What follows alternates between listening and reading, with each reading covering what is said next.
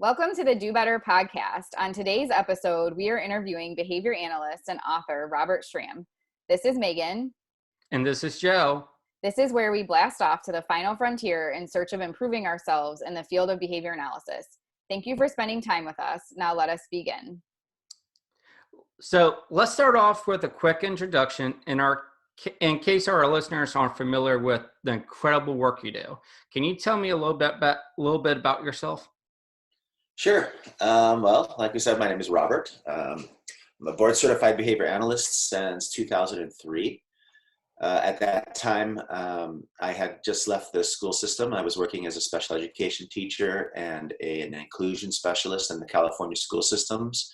I got married to my wife, who is German, and we moved to Germany.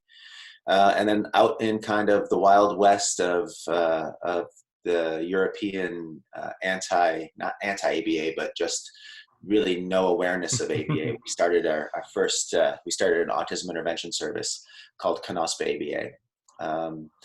And then spent the next 14 years educating the European public on the benefits of applied behavior analysis for children with autism and other disabilities.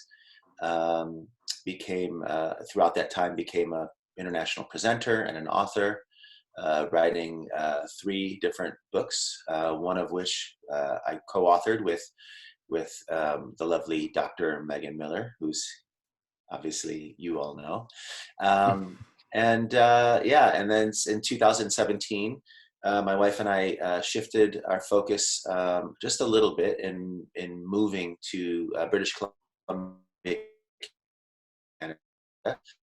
And so now we run the Institute in Germany, and I work for a company called Meridian Rehab in British Columbia, Canada.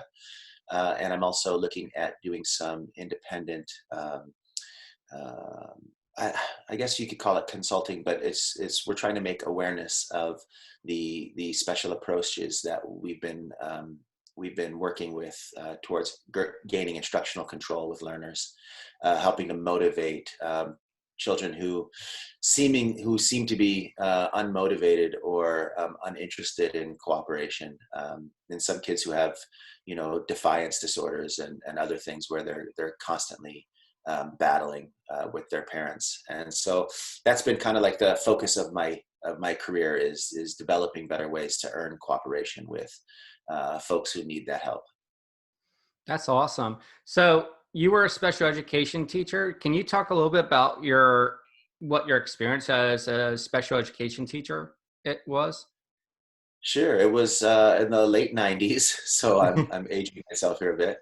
I had, it's funny, I started out in education, and I was just substitute teaching, and I was constantly being asked if I could sub in special ed because there was just a dearth of people available or interested in working in special ed, and I was perfectly happy doing it. I had grown up close to an uncle with Down syndrome, and I was always really interested in and just felt comfortable with people that had disabilities, and so I enjoyed doing it, and I became kind of like the district sub for special ed, and I was just working from one special ed class to the next. And the program specialist who was in charge, who kind of became a mentor of mine, she suggested that I go back and get my master's degree in special education, and then I started focusing in that area. And so I did, and I was eventually hired on as a inclusion specialist for the Manhattan Beach School District. And this was back in the late 90s when there was, inclusion was just starting to come around in California, which is where it hit first before it moved on to the rest of the country and then ultimately to the world. And so I was one of the first people who were out there on the front lines trying to help kids with disabilities to get educated within their regular classrooms. That's awesome. But one of the things I realized as, having had my master's degree in education and working with the school district as a specialist in inclusion was that I was really ill-equipped to help the kids that I was working with on a regular basis, not just in inclusion, but just in general. I spent time doing special education, special day classrooms. I spent time as an adapted physical education specialist, and even though I was considered a master of education, I didn't have a set of tools that I knew how to use on a regular enough basis to really be able to reach some of these kids that were the most challenging in the classrooms. And we were failing a lot of the kids that we were working with. And as a special education teacher, as an inclusion specialist, there was one specific boy we were working with who was perfectly capable of doing all the work that the class was asking, yet refused to do anything. Like when he was asked to put his name down on his paper, he started to insist that he be called by a different name and would only write a different name on the paper. And whenever someone was trying to get him to participate in something, he would find a way to blow it up for the whole classroom. And it was my job to keep this kid included. And we did everything we could. And we just, we tried everything from occupational therapy, kind of sensory integration techniques to, we tried to get really permissive with him and let him let him do just set it up so that he could do all the things he wanted, and gave him a sensory diet and the ability to go outside. And basically he just took advantage of everything that anyone tried to do, he was able to take advantage of, and nothing seemed to matter or work. And the school district was ready to get rid of him. And I was at my wit's end. I didn't know how to support him in the classrooms. And so they were going to try to send him to a non-public school, and the family obviously was against this idea. So they brought in a behavior analyst, and this was the first time I had ever heard of behavior analysis, applied behavior analysis. And they brought in a behavior analyst from the area, and he came in and sat down and did a functional analysis of behavior for this child. And because I was his case carrier, I spent time with this guy, and we walked around and we talked, and he sat down and he explained to me the basics of behavior analysis. He explained to me the principles of reinforcement, stimulus control, all these different things. And it just was mind blowing to me that I had gone through my entire education, including a master's degree in special education, and I had never even heard the principle of reinforcement explained to me, or the principles of extinction, or any of these things. I just couldn't believe that these things that he was saying that made so much sense and that were so obviously valuable to us were just not openly available to every special education teacher or every teacher in general. And it really blew my mind. Anyway, at that point, I realized I needed to learn about behavior analysis, and I started focusing in on that. And that's when ultimately led me to leave the school district, because I got tired at that time of not being allowed to say and do what I thought was best for the kids. There were so many times I was sitting in IEP meetings and I was specifically told, you cannot say this child needs that because we can't afford to give it to him. And so I was being censored, and I was put in this position of either saying what I believed or being in a lot of trouble with the people that I worked with. And so I decided that it was untenable for me, and I left the school district. That's when I moved. That's when I got married and moved off to Germany and started Knospe ABA, where I could do only what I thought was best for the kids at all times. And and the buck was going to always stop with me as far as making those kind of decisions. It was a tough choice, because leaving the school system, we need good people in the schools. And if I'm leaving, I'm sure other people are leaving for the same reasons. But ultimately, the burnout rate for special education teachers in the school system is a little over 2 years. At least it was 20 years ago. I don't know what it is now. So, how are these kids getting any kind of an education in public schools when they've got teachers who are 2 years or 3 years maximum before they're burning out and being replaced? And the school system is so focused on what they can afford to give that they can never really make recommendations that are best for the kids. So that, or they're so focused on delivering instruction based on certain criteria that the state has created. Yeah, that's a whole other aspect. Yeah, that's a whole other aspect. And then and you have to get through that curriculum. Identifying what the child needs. It's about doing what the school district wants, what the state curriculum says you should do. I can't tell you the number of kids that were pre-verbal, who were being, taught like prepositions and pronouns and stuff. And these kids, it's like, well, that's the curriculum for a fifth grader. Well, this kid shouldn't even, he's not anywhere near ready for these types of these goals yet. And so you end up they just waste their time over and over trying to meet standards that don't apply, that really shouldn't apply for individuals. So anyway, there was a lot of reasons why I left the school district, but yeah, that was my experience. I met really great people. I worked with some people who were really caring and trying their best, but it's a system that's not set up for the people on either end of the spectrum. It's set up, the school system is set up to the middle, and the best Yes. teachers have the widest middle of kids that they can reach. Some Hmm. teachers, they reach those kids. Some teachers are really good and they can reach these kids, but there's always going to be kids on the outsides, on the very high end of the, the gifted kids, and there's going to be the kids on the lower end who are never going to be getting the education that they really need or deserve. Yes. I totally understand how you feel, and there's been times in my career that I've been there where I'm like, what am I doing? Yeah. And that was really interesting that you came in contact with the BSBA while working with a child, and you you realized like how powerful ABA was and how crucial it was to work with using ABA with your learners. It truly was an epiphany. I had already gone through the process of learning about sensory integration, learning about PECs, learning about play therapy. And I had been doing all of these things, and even teach. I had learned about the teach program, and I was trying to implement all of these different strategies with my kids, specifically the ones with autism, because they were the kids that I was kind of most interested in. They were the Mm-hmm. ones that I realized that they had so much more potential. The kids that I had met with autism had so much more potential than we were reaching.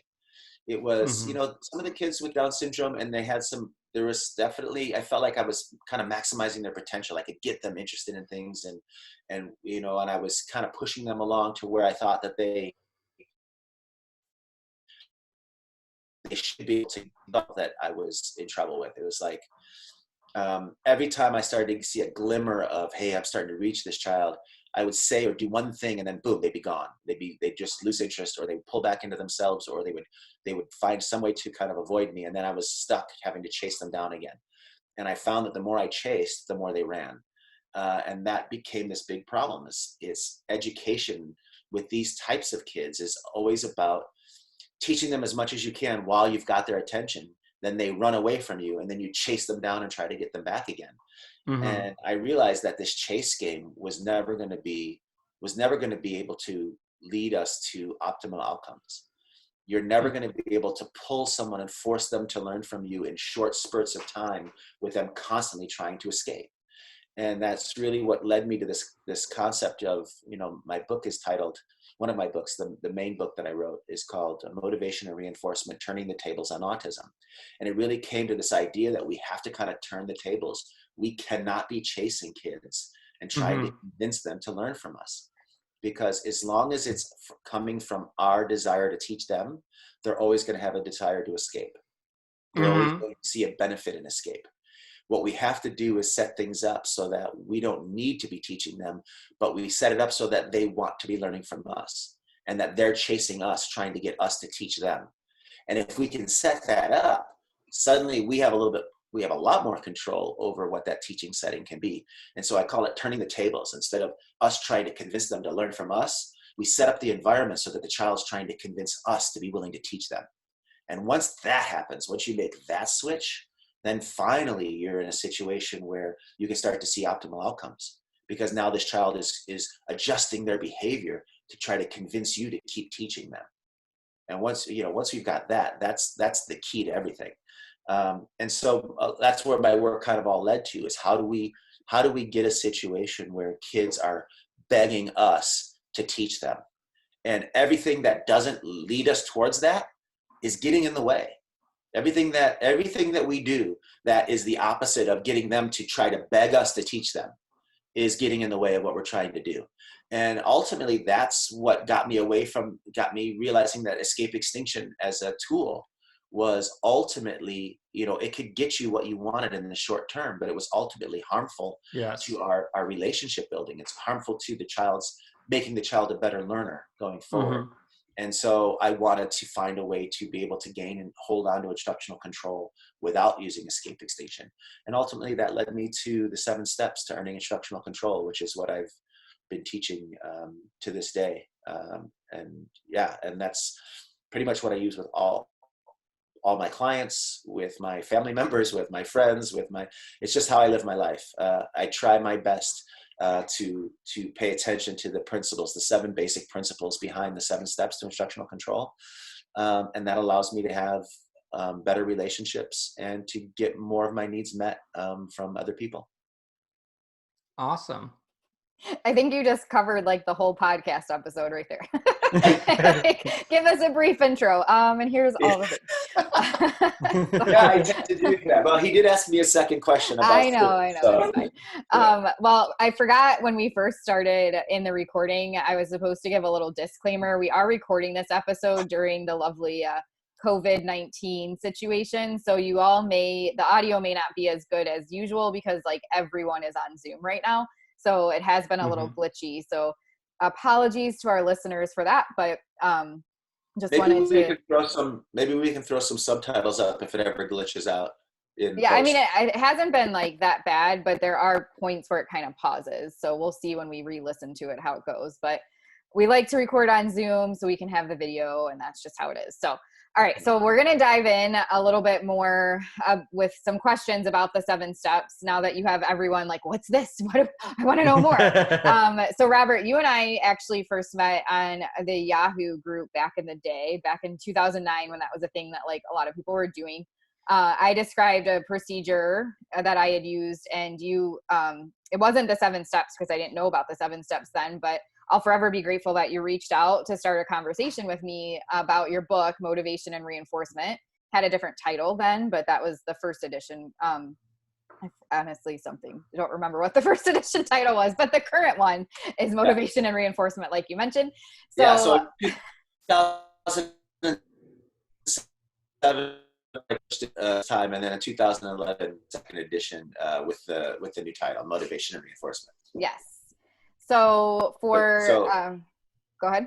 Was it DTT-net or was it Verbal Behavior Group? I don't remember which one. I was in a bunch of them at that time. So I don't remember which one we met on. But basically somebody was having some issues with challenging behavior and everybody was requiring or, recommending escape extinction. And you and I were both like, don't do it. So then I learned. Don't do it. Don't do it. Decide if you really need to do it. Yes. Right? I mean, I'm not saying you can't use escape extinction ever. I just choose not to because I've never needed to, and I haven't needed to in 10, 15 years. But if you don't know a better way, and escape extinction is something you can, it does work. There is literature that says that you can use escape extinction and you can build better cooperation, but it's not generally your best bet. And and learning alternatives, I think, is really important to all behavior analysts and all parents and all, if you're grabbing your kid and making them participate in things they don't want to participate in, it's not a long-term solution. Right. You're not going to be able to throw enough reinforcers at them to make them happy that they're being held captive. Right? It doesn't matter what I think we're all going to be in that situation right now with COVID and being stuck in our houses. Yeah. But I was going to say, it doesn't matter what you're feeding the prisoners. They're still, you could be feeding them prime rib. They're still not happy that they're in prison. And that's what escape extinction ultimately is about. But yeah, you're right. We're all good. We're all locked in now, aren't we? Yeah, I know. At least there are people that are getting creative with reinforcers on, different celebrities and whatnot are doing various things. So hopefully that'll stay high quality for a while. But anyway, so to get to the actual question, could you tell the listeners a little bit about the 7 steps? First, you kind of touched on this already in your intro, but if you want to talk about how you use it as a guide or framework for your programming, and then kind of explain each of the 7 steps, but we might pause occasionally in case Joe and I have any questions for you as you explain each of the 7 steps. Yeah, no problem. So ultimately the 7 steps was designed based upon what I was doing that I found was necessary to be done in order to earn better instructional control. So, I had originally learned my verbal behavior approach to ABA through people like Dr. Mark Sundberg, Dr. Vince Carbone, Dr. Jim Partington. I had been going to their workshops and reading their stuff and trying to learn from them the best that I could from a distance. And the prevailing approach to earning instructional control was based upon pairing your teaching setting with reinforcement, making what you're trying to teach as fun as possible, and then slowly fading in instruction. However, with a lot of kids, once you would start to fade in that instruction, no matter how much fun you were, they would still try to escape. And when they did, you would say, okay, well, what do I do now? Well, then the answer was always escape extinction. Block them, don't let them leave, hold them in, block their chair in, put yourself up against the wall so they can't get away quickly, keep your instruction on and keep following through, and make them do it before, and then reinforce them before you move on to trying to make your environment fun again. And so that's what I did. That's what I was taught to do, and that's what I did. And what I really learned was there was a large number of kids, not even just a small subset, but a large number of kids that you could be freaking Disneyland, but the second you asked them to stand in one line for even a few seconds, they were running out the doors. They were gone. And it didn't matter, how much fun. You couldn't possibly be fun enough to overcome their desire to not be controlled by your instructions, or to not do anything that they didn't want to do. And so there were quite a few families I was working with that we were failing. We were not gaining better instructional control, and we were not meeting, our goals with them. And so when I was going, family to family throughout Germany with my wife, Nadine, the two of us were traveling together, and we were covering the entire country of Germany together. And it was like every time I was writing up a new program, I was keeping track of what was working and what wasn't working. And I kept realizing that there were some basic, specific behavioral principles that always had to be in play. And when I started to, separate out what these principles were, I realized that we did enough things up front. If we organized the environment enough up front, we could put ourselves in a position where we didn't have to pull the child and hold the child into teaching when they wanted to leave. And that, I see my internet connection is unstable. Okay. And that ultimately is what we needed to do to be able to turn the tables. If I'm constantly pulling you into teaching, no matter what I'm doing, if you're trying to leave and I'm pulling you in, I'm always wanting to teach you more than you're wanting to learn from me, which goes back to the thing I said earlier. That can't be the case. And so what I realized is whatever I did, I had to set up the environment in such a way where I could tell the child to leave. I could say, you know what? You're not working hard enough. I'm not going to teach you right now. And I had to leave that child with the thought of, ooh, I just lost something. I just lost something of value. How do I get that back? How do I get mom and dad to start teaching me again? How do I get Robert to come back and play with me some more? And in order to do that, there were specific things that had to be done consistently and regularly. And if I did those 6 major things, I found that I would then be able, as part of the 7th thing, I would be able to just not reinforce escape behavior, just make sure that there was no reinforcement being followed from escape behavior. I could make escape itself as little value as I could offer, as little value as possible in the escape condition, and the child would see that escape was no longer a preferred option. What am I escaping to? I'm escaping to nothing of value when what I'm being offered is tons of value. But as long as I'm pulling that child in, there's always a reaction for them to pull away. Every time I tried to pull a child in, it was like a reflexive motivating operation where they would just like, oh, you're trying to keep me here? I'm out of here. And there was always that pull and struggle. So what I had to start teaching our families to do was never switch over to, okay, this is fun, but you have to stay here. It's always, this is fun, and I'll make it fun. But if you don't want to be here, go away, because you don't have to be a part of this fun. I'll have this fun without you. And what we were able to find is that more often than not, kids wanted to be a part of the fun. Even kids with severe lower levels of not education, but like lower learning, early learners with autism. Thank you for finally coming up with the term, Robert. But kids who had like no language, who were more highly affected by the issues with autism, they wanted to have fun. They wanted to do the things that they can enjoy. They had their goals and their motivations throughout the day.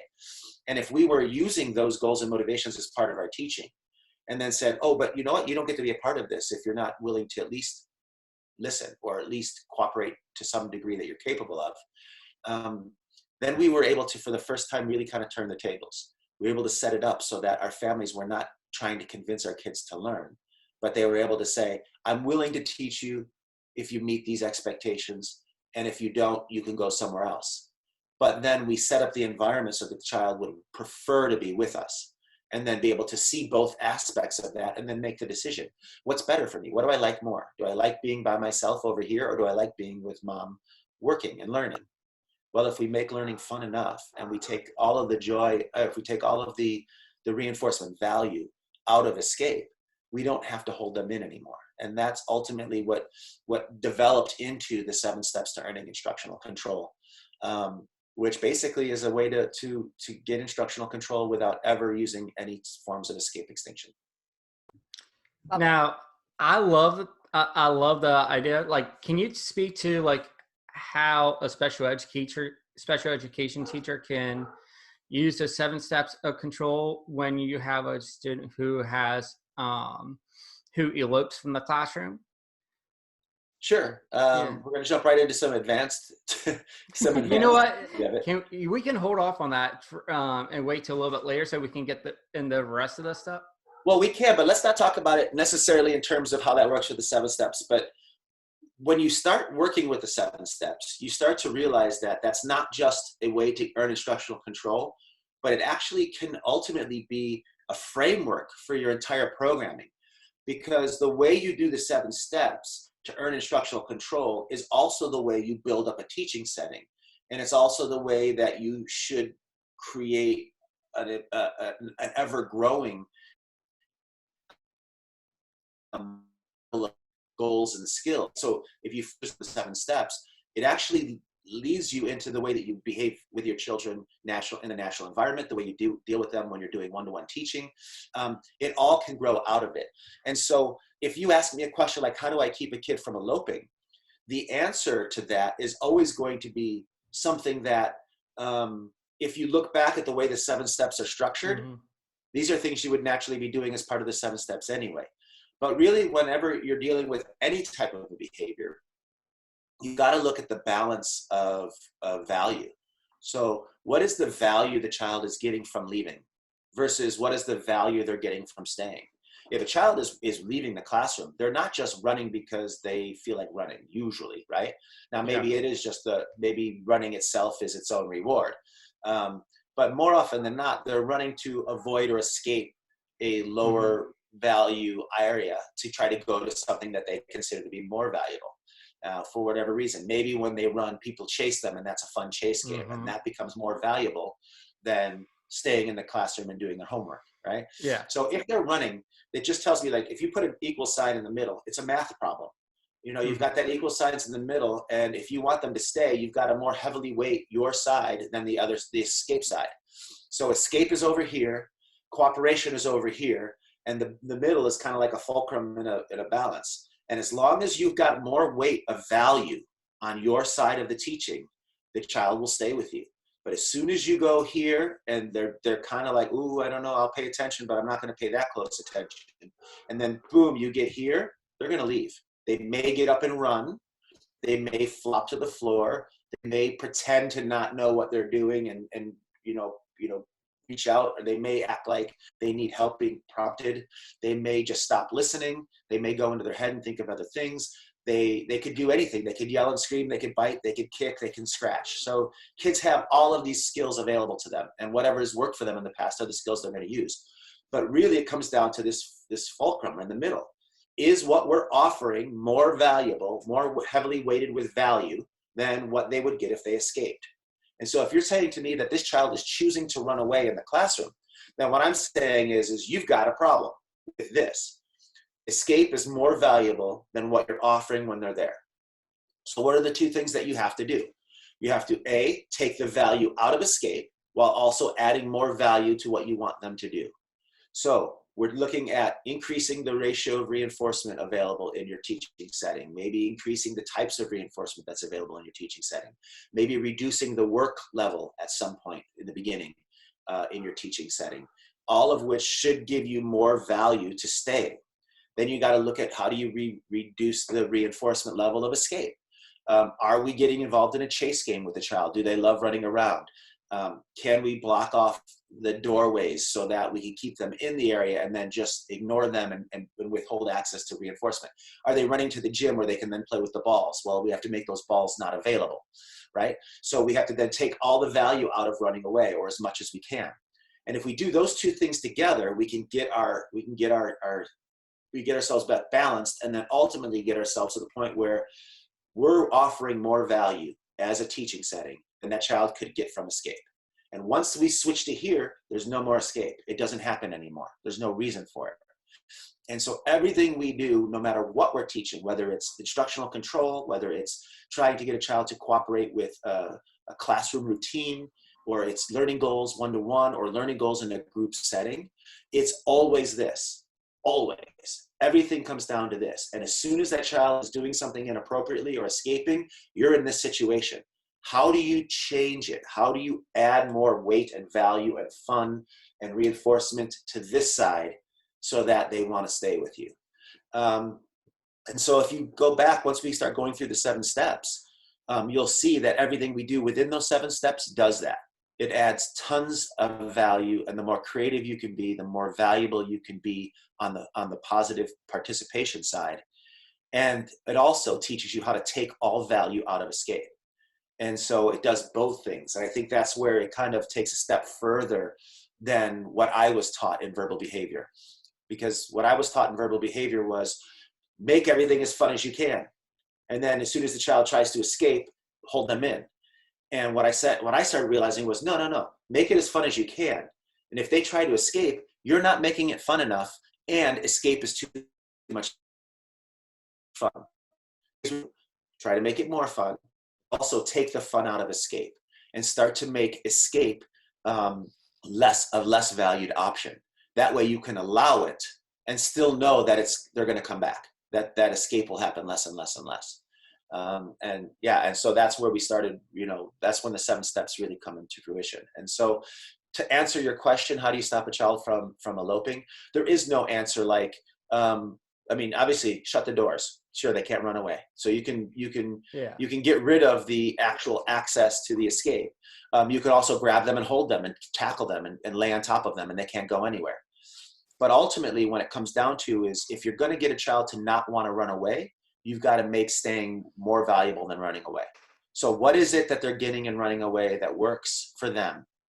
What is it about what you're offering to stay that is taking value out of their being there? And then that's what you play with. Those are the variables that you have to adjust. And once you've done that, they will stay and they will participate and they will enjoy it because you're making it so. And I love know that that's a really general answer, but I love that. I love how you truth. broke it down to like just having a balancing equation visual for our listeners, just because I think that's a great way to just break it down to just have people understand like, hey, if they're trying to escape from my classroom, then we're not making it fun enough or engaging enough for them to want to stay. And that's and there's something heavily weighted on the side of escape.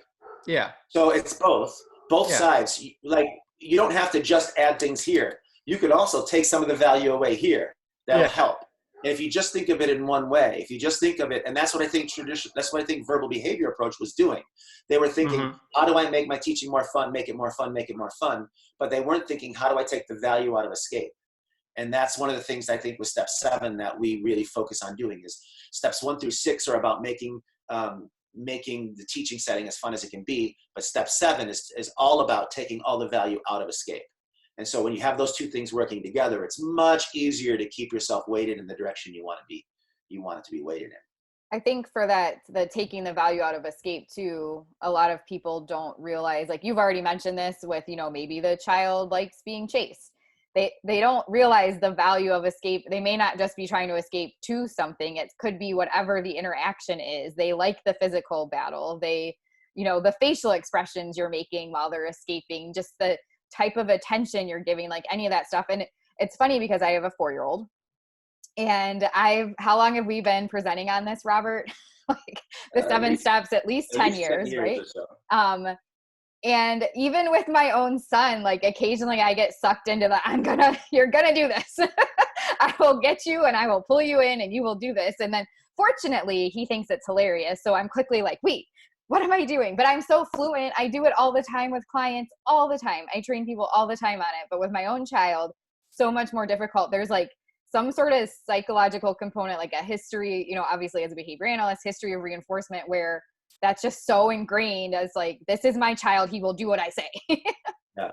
And that helps us to, I started this without kids too.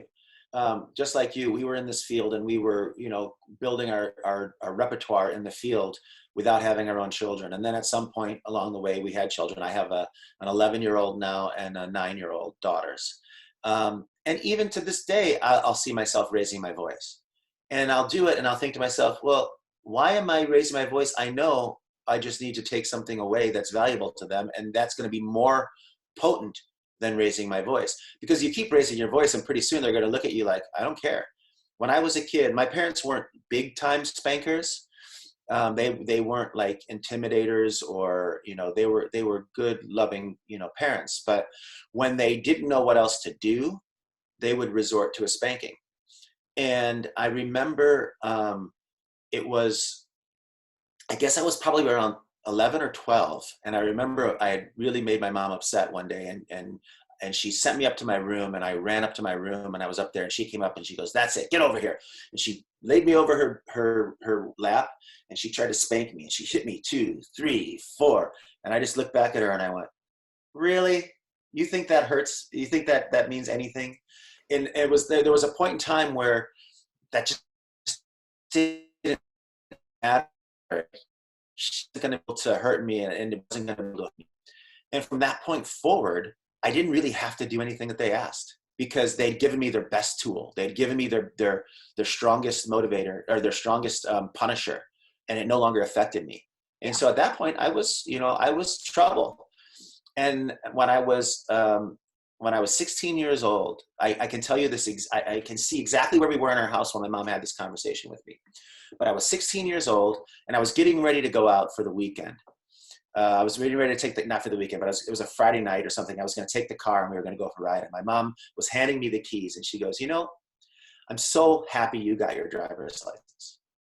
And I said, oh yeah, why is that? She said, because for the first time in years, I have something I can take away that you actually care about. And it was like, she's kind of got it now, right? She had something that I was motivated enough to start making better choices. And so at 15, I would come home late, because what was she going to do? Spank me? But at 16, I wasn't coming in after curfew anymore, because what was she going to do? She was going to take that car away the next weekend, and I wasn't going to be able to use it. And so suddenly I had a reason to cooperate again. And it wasn't about yelling at me, and it wasn't about hitting me. It was about having something I cared about that was either available or not available, depending upon my behavior choices. And so, there's such a lesson in that. She never had to hit me to begin with. The spanking was never going to be a long-term solution. And even in the short term, it made me feel like, boy, she aggression, when things don't work, aggression is obviously okay. Yeah. When things aren't going your way. All right. But having access to things, I think, fits right into our capitalist society anyway. We all have to learn that you get what you earn in this world, because we don't have a free-for-all world where people just give you whatever you want. And we can't allow our kids to grow up thinking that our parents are just going to give us everything we want when we want it, no matter what we do. And then the world is going to do that as well. So we have to teach our kids from an early age that their behavior affects the quality of their life. When they make good choices, they get better things. And when they make bad choices, things start to fall apart around them, because that's going to happen when they're on their own. Yeah. That's going to happen when they're out there dealing with friendships. If you treat your friends the way you treat your parents when you're a bad kid, then you're not going to have any friends. Those people are going to stop hanging out with you. They don't have to be there. And so I don't know how we got on this from you talking about your son, but this is the way my mind works. So this is an interesting thing that I like to talk about. And so here I am in the middle of it. I'm going to keep going until you guys stop me. Fine. So well, I had a follow-up too. So when you're done, I'll see what you think about this. We'll circle back. I promise we'll circle back. But the thing is that whatever we do as a parent, we have to make sure that we're not just getting our needs met, but we're also developing the child's ability to maintain and fix their relationships. Because so many of our kids who have problem behavior become so challenging that families start just giving in on everything, and they start handing everything over to the child, and the child takes complete control. And once that child who feels like, oh man, I have the ability to control everyone around me, goes out into society, they end up realizing that they're alone, that they don't keep friends, they can't keep a job, they get in trouble with the police because they have no understanding that they have to adjust their behavior to maintain these relationships. And so it's almost imperative on a parent at early ages to start showing the child that better behavior leads you to better things. The worst social behavior leads you to worse things. And so if they don't represent that in their own interactions, the child's never going to learn it. And so as a parent, you can't just be the child's best friend and give them whatever they want and expect that they're somehow going to learn how to care about other people and give up to other people. In some cases that will work, and that's great. But in a lot of cases, a lot of kids, they'll take what they get because they haven't developed the social desires and understandings that as adults we should generally have. And so they get stuck in this, oh, if I want something, here's what I got to do to get it.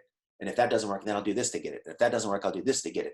And all of their learning is just what will get mom to give in? What will give dad to give in? And if that doesn't work, what can I do? And before you know it, they're biting and scratching and kicking, throwing poo at you if that's what it's going to take.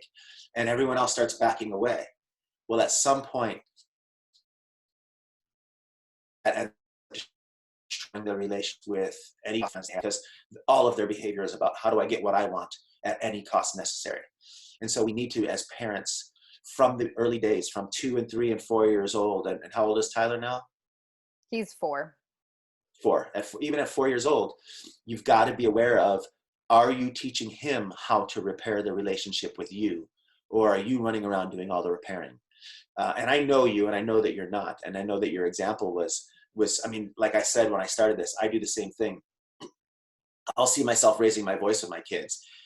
But the difference between you, the difference between you and I and the typical parent is when we get to the point where we're not happy with ourselves, we know what to change, right? We know how to fix it. Like, yeah, my kids are good kids. I've taught them well their whole lives. They make good choices, and every now and then they annoy me, and so I can get upset with them, and that's okay. It's not going to make a difference because I do enough of relationship building with them, so that even if I do get mad at them and I do raise my voice, if I ever get to the point where I think I don't want to do this anymore, I have other tools. I have other ways to go, and I can adjust that. But so many parents don't have that. They don't know what else to do. They're out there and they're just yelling at their kids, yelling at their kids, yelling at their kids. And their kids are getting used to getting yelled at. And they're getting used to ignoring being yelled at. And then they're getting better at getting what they want even after they've been yelled at. Yep. And it just keeps cycling out of control. And that's what I think that's, as a field, that's what we've got to be able to stop. If I'm going to keep talking here, sorry. It's fine. I've worked in autism intervention for probably close to 20 years now. And it's been amazing. And these are the kids that really caught my heart early on. And these were the kids that I really wanted to be supporting because no one else was supporting them very well that I was seeing.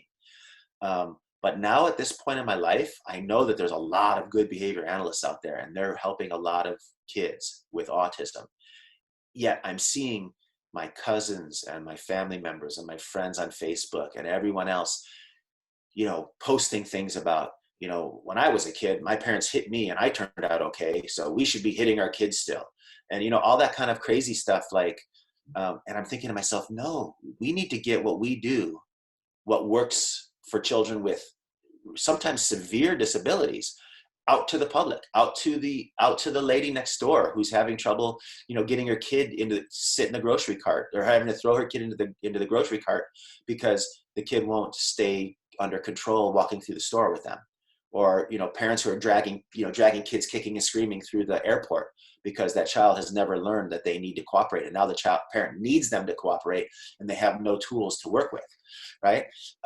These are the people who need what we do. And so I'm really interested in moving into making the 7 steps available to those families out there who may not have funding through a diagnosis, but You still could start with my husband. Yeah. Yeah, I mean, we're all like it. It's like, it's family. And you know what? Family members and friends, they never listen to us. No. Well, and that's what, like, my follow-up was going to be, because, well, 2 things with Taylor, and then we'll move into the actual 7 steps or whatever question you had, Joe. I told you we just go on these weird tangents, but the 2 things with Taylor that I was thinking about while you were talking, one of the things, like when you're talking about your example of the spanking not working, even at probably like 2.5 or 3, that I have not found a single consequence for Taylor that like does anything. You could try to do timeout. You could take away toys, like anything on the consequent end. He's just like, fine, I don't want it.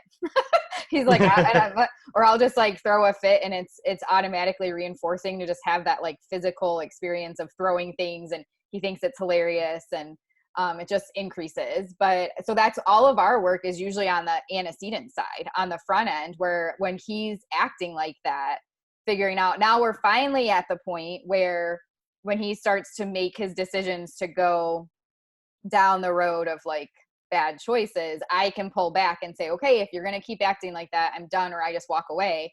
But in the past, when I would do that, it didn't have an effect on him. Like it didn't matter. He would just have fun, and like I weighed him out. It didn't matter how long we went, everything he would choose to do. And then like, I was not reinforcing enough for him for it to do anything, which is like, probably sounds like it was very frustrating, like that's not what would happen with a client, right? Well, it sounds to me like he's, it sounds to me like you were never really fully, truly finding a way to fulfill the goal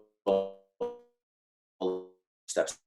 But he was still able to earn enough reinforcement value in refusal. Well, now, what I found, here's a topic that. Wait. What I found was it was a lot of skill deficits.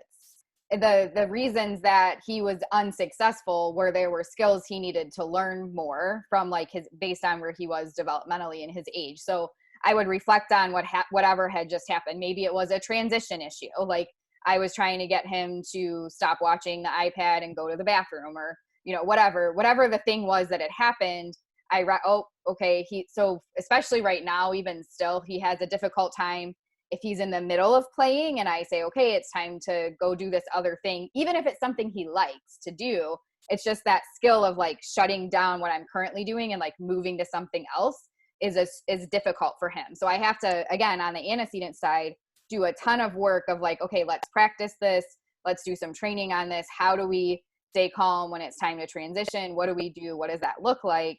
Then if he chooses to get upset, I can, walk away, shut it down, block reinforcement, right, and he learns from it. But if I weren't focusing on practicing that in a neutral time and like really working on developing whatever skill I identified, so it's not always about, just the environment not being reinforcing enough. If there's a true skill deficit that you're dealing with, you have to work on that too, is what I've found with him, at least, especially being able to watch his development.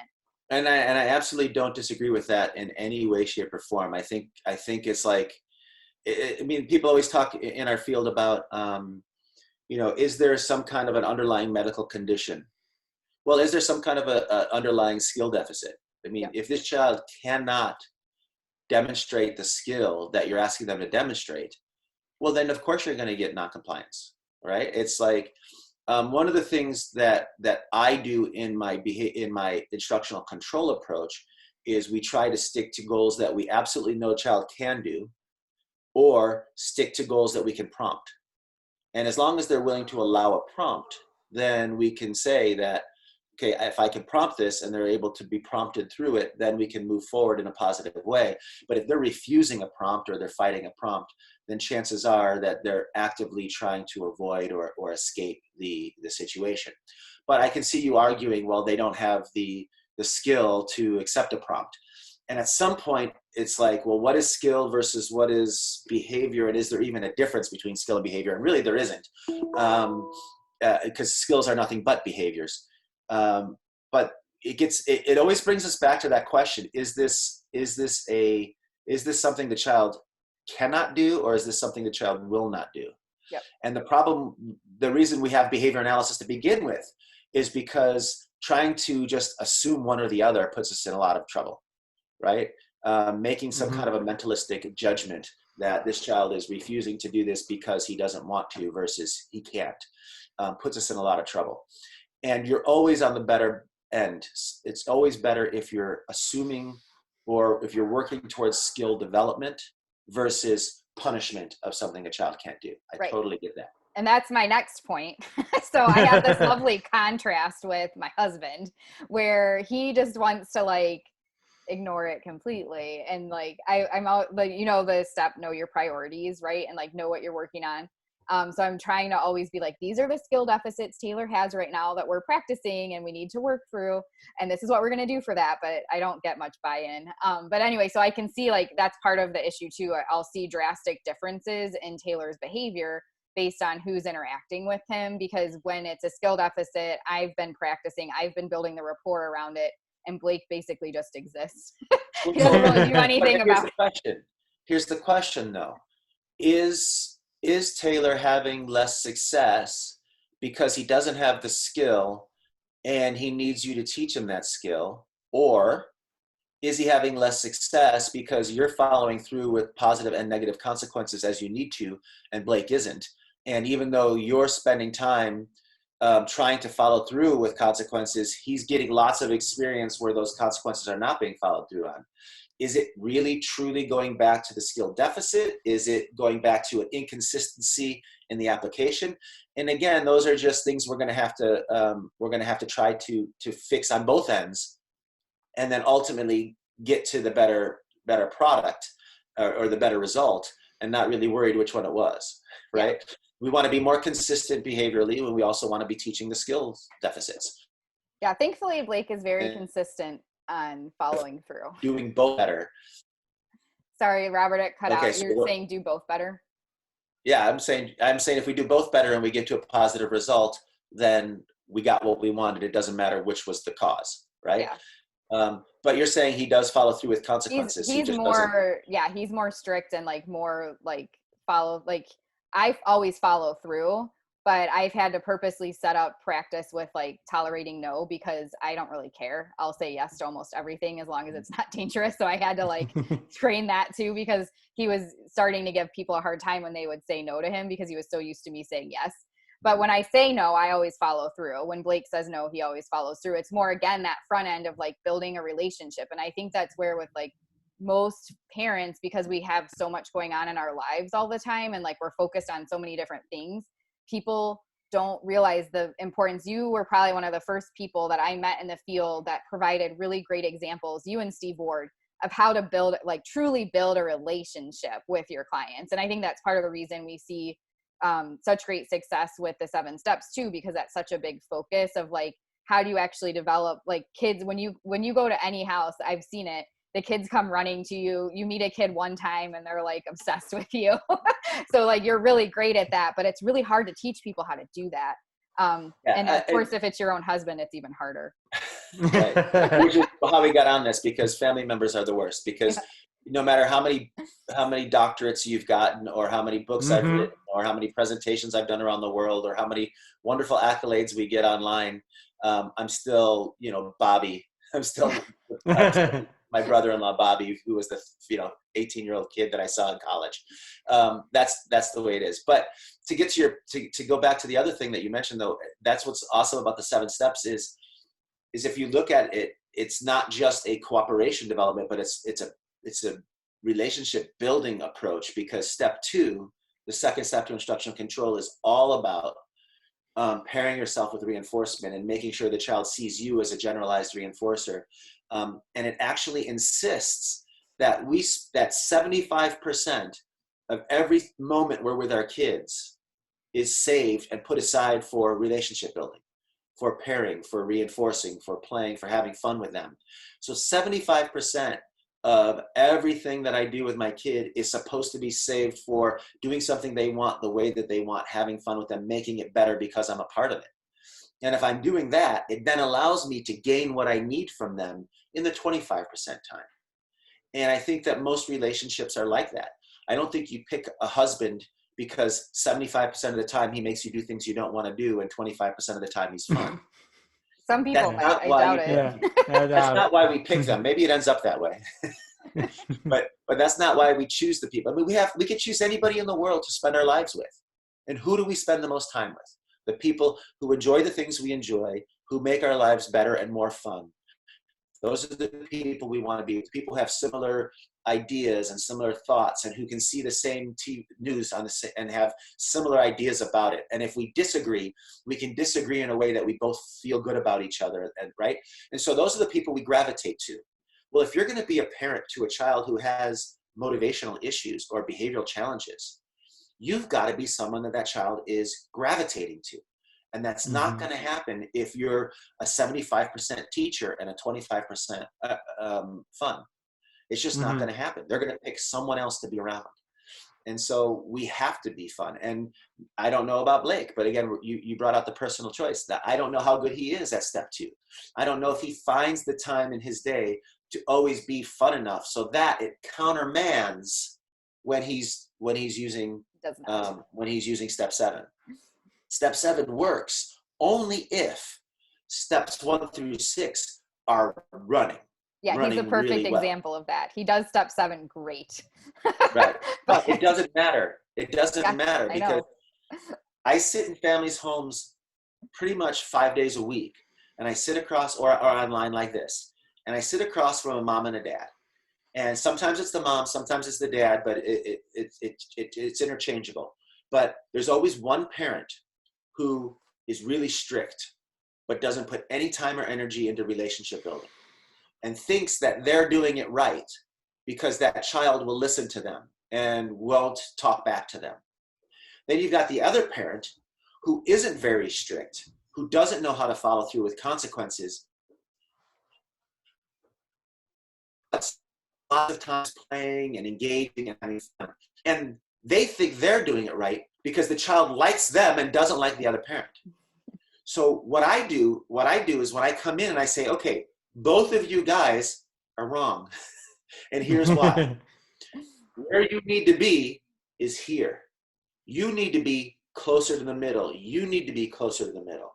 You can't get success by just being a strict disciplinarian. You're not going to get success just by being your child's best friend who's very permissive. You've got to find your way to the middle. You've got to have both aspects of that. You've got to know how and when to be permissive and how to give positive reinforcement and how to be fun and how to build your relationship in that 75% of the time you're with that child. But you also have to know how to say what you mean, get follow through with your instructions, and have consequences available to you, both positive and negative, depending on your child's behavior choices. And so the answer isn't be more strict, and the answer isn't be more permissive. It's learn how to do both. And ultimately the 7 steps teaches you to do all of it. If you're creative and understand and really following all 7 steps. Now, some people get really good at step 7. Yeah. And they're like, oh yeah, this is it. I get it. I'm just going to do that. And they can get better cooperation, but it ultimately doesn't help the relationship. And to me, the most important thing about the 7 steps is that it's not just designed to gain cooperation, but it's designed to gain cooperation while building relationships. And I don't want my kids to just cooperate with me. I don't want, grandparents would always talk about, well, yeah, my dad, I did everything he said, but I respected him. Well, did you respect him? Did you fear him? Did you feel like you needed to spend your whole life trying to gain his affection? Or is that really what you want for your kids? Or look on the permissive side. Oh, my kid loves being with me, but man, I hate them. I don't like who they are. I don't like who they've become. They want to be with me all the time, but I just want them away because I think that kid's a little shit and I don't want to be anywhere near him. Is that what you want? No, we don't want these for it. We want a child who loves and respects us and likes us and wants to engage with us to the point where they're willing to change their behavior to maintain a good relationship. And sometimes we make mistakes and we fix the relationship. And sometimes they make mistakes and they fix the relationship. And then they have those skills to take to their other relationships, to their boyfriends and their girlfriends, and ultimately hopefully be able to be married. And that doesn't happen when we teach by being more strict or we teach by being more permissive. If you look at everything you see online, that's what people talk about. Well, you need to have more consequences and you need to, follow through with this and that. Well, yeah, maybe that's part of it. Or you see someone saying, oh, you got to do engagement parenting. You've got to be able to really get down to their level and meet them. Well, that's like play therapy. Yeah, it's great. It builds a relationship, but you still don't get any better compliance. You don't get any better cooperation with that. I mean, to a degree you do in the short term, but once your instructions start getting a little bit more complicated or you start asking for a little bit more, you lose them. And you can't friendly your way into getting them to, do math homework. And that's why partly, Sorry. And that's why partly I really, truly believe that school districts should have a parent training class or really focus on parent training with our population too. Just because the parents need as much training as the students do on how to work with their child. Absolutely. We know that all of the research suggests that parent involvement in ABA programs is important for outcomes, right? The more, it's considered one of the evidence-based treatments, parent intervention, parent involvement in intervention. So if we know that training parents how to implement good intervention is going to make the best outcomes, then why is that not true for parents of typical children? Why is that not true for every parent? And there is no, there's always that joke you would hear, like, you need a driver's license to drive a car, but you don't need a license to have a kid. Anybody off the street can have a kid. Well, why don't we have some kind of focused parent training and intervention? It doesn't have to be a 3-year school course. No. I can sit down with any parent of any child, and within a day or two of back and forth, of going through their schedule, going through their day, figuring out what their goals are, going through and identifying what their child's biggest reinforcers are, teaching them the basics of the 7 steps, maybe coming up with a token plan to lay over the 7 steps, something that would help them. Always have reinforcers to give and take from moment to moment, and change the behavior of those kids within 30 days. I have families that come back to me after 30 days and say, things are 90% better than they were. I didn't think anything would work, and now it's 90% better. It's like night and day. And if we can do that in just a day or 2 of back and forth interaction with a family, every family should get that. And maybe they should have refreshers every couple of years, because motivators change. Mm-hmm. Your goals for them change. Your daily structure for what you need them to do changes. Like in the beginning, you just need them to sit there while you're putting clothes on them. But eventually you need them to put their own clothes on. And then you need them to be able to pick out their own clothes and put them on. And then you need them to be able to know to put clothes on without you saying it. And so as they grow and develop, some of our goals for them will change. And sometimes we need to be reminded, okay, how do we change and adjust what we're doing? But if every family were to understand the 7 steps and have a way to be able to learn to start implementing it, I think we would stop seeing the kids at spring break, running around doing things that are idiotic for them in the middle of a coronavirus update, because these kids would know, they would be more likely to be listening to their parents' advice. They'd be more likely to be looking after themselves and their friends, because they wouldn't be self-centered about getting the things that they want in life. They would have learned to fix relationships and to take care of other people. I don't know. I thought I'd bring a topical there. I know, Megan, you've been talking a bit about the spring breakers. Yes. This is also the longest tease ever. I think we've talked for almost an hour about the 7 steps, but we haven't actually said what they were. Joe, do you have any questions before Robert finally dives into saying the steps in order and what they are? No, I want to, really get into the 7 steps. I know we've been talking about it, and I'm sure our listeners are like, okay, what are they? Yeah. So let's go ahead and dive into them. All right. So let's stop at the T's. I get it. Robert, you're talking too much. Keep talking. Just talk about that now. Sure. So let's start. Let's start with the individual steps. Step one, show your child that you're the one in control of the items or activities they want to have, hold, play with, to do, and that you'll decide if, when, and for how long they can have access to them.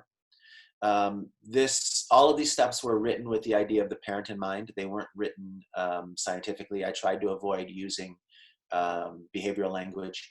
And basically, I just want to show the child that as the interventionist, as the parent, as the teacher, that it's ultimately my decision when they get access to their favorite things. Everything that we've brought into this house as a parent is things that we've allowed our child to have access to. We made that decision. Like, we're not letting the kid play with a gun. We're not letting him drive a car. There's rules about what he's allowed to play with and what he's not allowed to play with. But just because I brought something into the house, just because I brought Legos into the house, doesn't mean the child has to have access to them freely whenever they want them. I can give and take access to those Legos dependent upon behavior. And if I have the ability to do that, then I can say the Legos are now a tool that I can use to show the child when good behavior is occurring and when inappropriate or less valuable behavior is occurring, right? And so step one is all about taking control of the motivators in the environment. Anything that your child is going to deem as a positive outcome, something that they would want to be doing in the moment, is something that you should be able to know that you can control access to, and that you can be able to give it and take it at your desire, not at the child's desire. If a child can get the TV turned on and hold the remote control and push you away and block you and watch TV even when you don't want them to, then the TV no longer becomes a useful tool for you. You've got to be able to wield the tool. And our reinforcers are our tools. So anything the child would be motivated to have or to do, we have to somehow find a way to be able to control it, and not just take it and hide it and put it away, but to be able to control it from moment to moment. Because ultimately, when we get through the steps, we're gonna talk about how it's important that children have experience with the gain and the loss of things.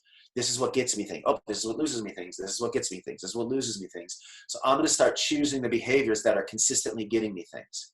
They're getting me more attention. They're getting me more praise. They're getting me more access to the stuff that I want to be playing with. So I'm going to start making those better choices because that's what works for me. That's what's successful. So step one is all about taking control. Now, what does that look like when you get into a typical family's home? Or if I go into a typical classroom? Well, the opposite of play. You know, you have toys everywhere. The Xbox is there and all the games are lying out, and there's Legos all in the corner, and there's stuffed animals all up to the sky. And what happens is a parent will say, hey, I need you to come over here and throw this in the garbage. And the child will be like, no, I'm busy. And the parent will be like, come on, I need you to do this. Just help me out. I'm tired. I'm busy. I'm doing all the stuff. Just throw that in the garbage. No, don't want to. And the child says, well, fine. Well, then you can't play with the iPad. And the child says, okay, cool. And then they go off and they play with the Legos. And then the parent's like, well, you can't play with the Legos either. And then they're like, okay, fine. And then they go and they play the Xbox. Well, then you can't play with that either. And then they run off and they play with something else. And the parent does exactly what I started this whole conversation off, is the child escapes, the parent chases. The child escapes, the parent chases. And that's the wrong way. That's the last thing we want. We want those items to already be easy to block off so that you're not having to run around chasing the child as they play. So what does that mean? It depends on the child. It depends on the situation. It could mean toys are put into plastic bins with lids on them, where you can easily just stand in front of those lids, put your hand on the lid and the child can't get the toys out. It could be having shelves that a child can't reach, that you put the toys on so that when you need to, you can put them up high, and then you can just sit back and say, okay, well then, until you're willing to, oh, we lost someone. Until you're willing to cooperate by putting that in the garbage, I'm not going to take any of your toys down. It could be having all the toys in the playroom and being able to lock that door and just saying, okay, well, now you don't get to be in the playroom right now because you've just chosen not to cooperate. So how we block things off will be dependent upon what the child's interested in and what we have available to us. But the bottom line is, in order for the 7 steps to work for us, we have to be able to control the reinforcers, the motivators. The things that the child wants to play, do, hold, we have to be in control of them. If they're in control of them, we don't have them as tools to work with. We don't want to be relying on our pure energy and our voice and our sheer will to get them to do things.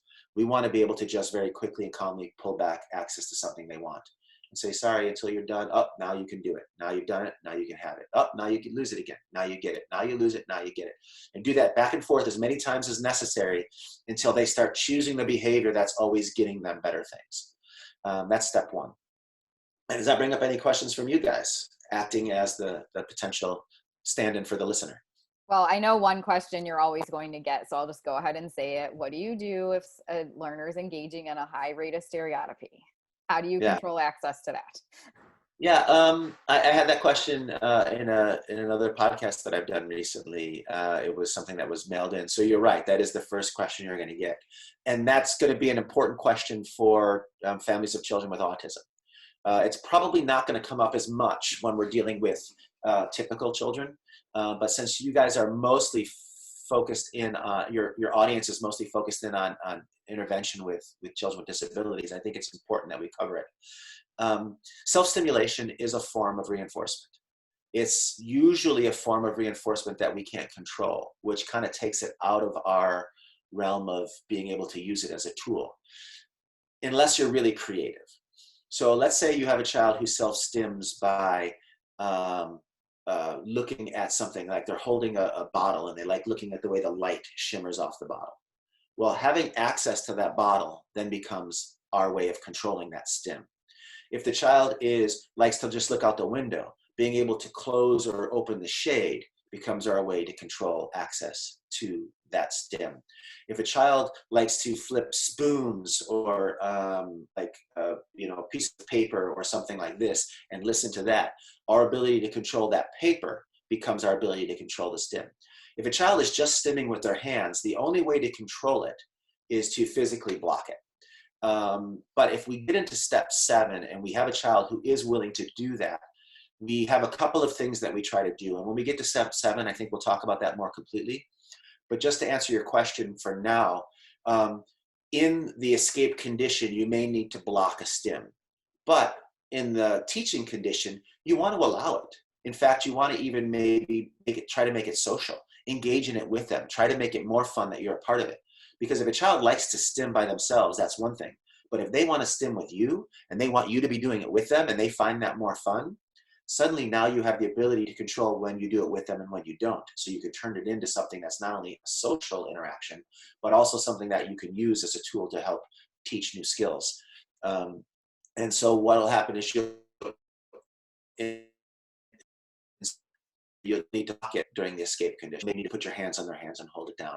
If the child's running back and forth, maybe you need to get in the way of their ability to run, or close off parts of the room that would make it less likely that they would be able to enjoy that in the escape condition. But because we're going to take that value out of the escape condition, it also makes sense if we know that that's value, let's put that on our teaching condition, right? Let's add that STEM availability to when we're teaching. So now not only are we taking it off of the weight on this side, but we're adding it to the weight on this side of our scale, and we're making it more likely that we can use it to help keep them engaged in learning. The most challenging self-stims I found are kids who are able to just kind of run through TV shows in their head, and they can just sit there with their, eyes open, eyes closed, up against a wall. They could just sit there for hours and just kind of visualize their way through things, and you can just see that they're just enjoying these stories in their head. That obviously becomes the most challenging. If you do need to block that in an escape condition, the best way I've found to block it is to just disrupt them with verbal nagging of some sort, constantly distract them with some kind of verbal language. Now, again, most of our families who are typical children are not going to have to deal with this. Even most families with kids with autism, if they have self-stimulatory behavior, most of those kids will resort to self-stimulatory behavior, but have other things that they would prefer to be doing. And if that's the case, we can let them stim and still stay away from them and ignore them. And chances are that stim will start to become a little bit less interesting after a while, and then they'll want to come back to the things that we have. It's only that small subset of kids who would rather be doing their stims than anything else that we really have to be creative and start spending some time blocking stims during the escape condition, and then making that stim available during our teaching condition in a high enough level that they would rather stay in teaching than escape. Does that answer the question pretty well, though? Yep.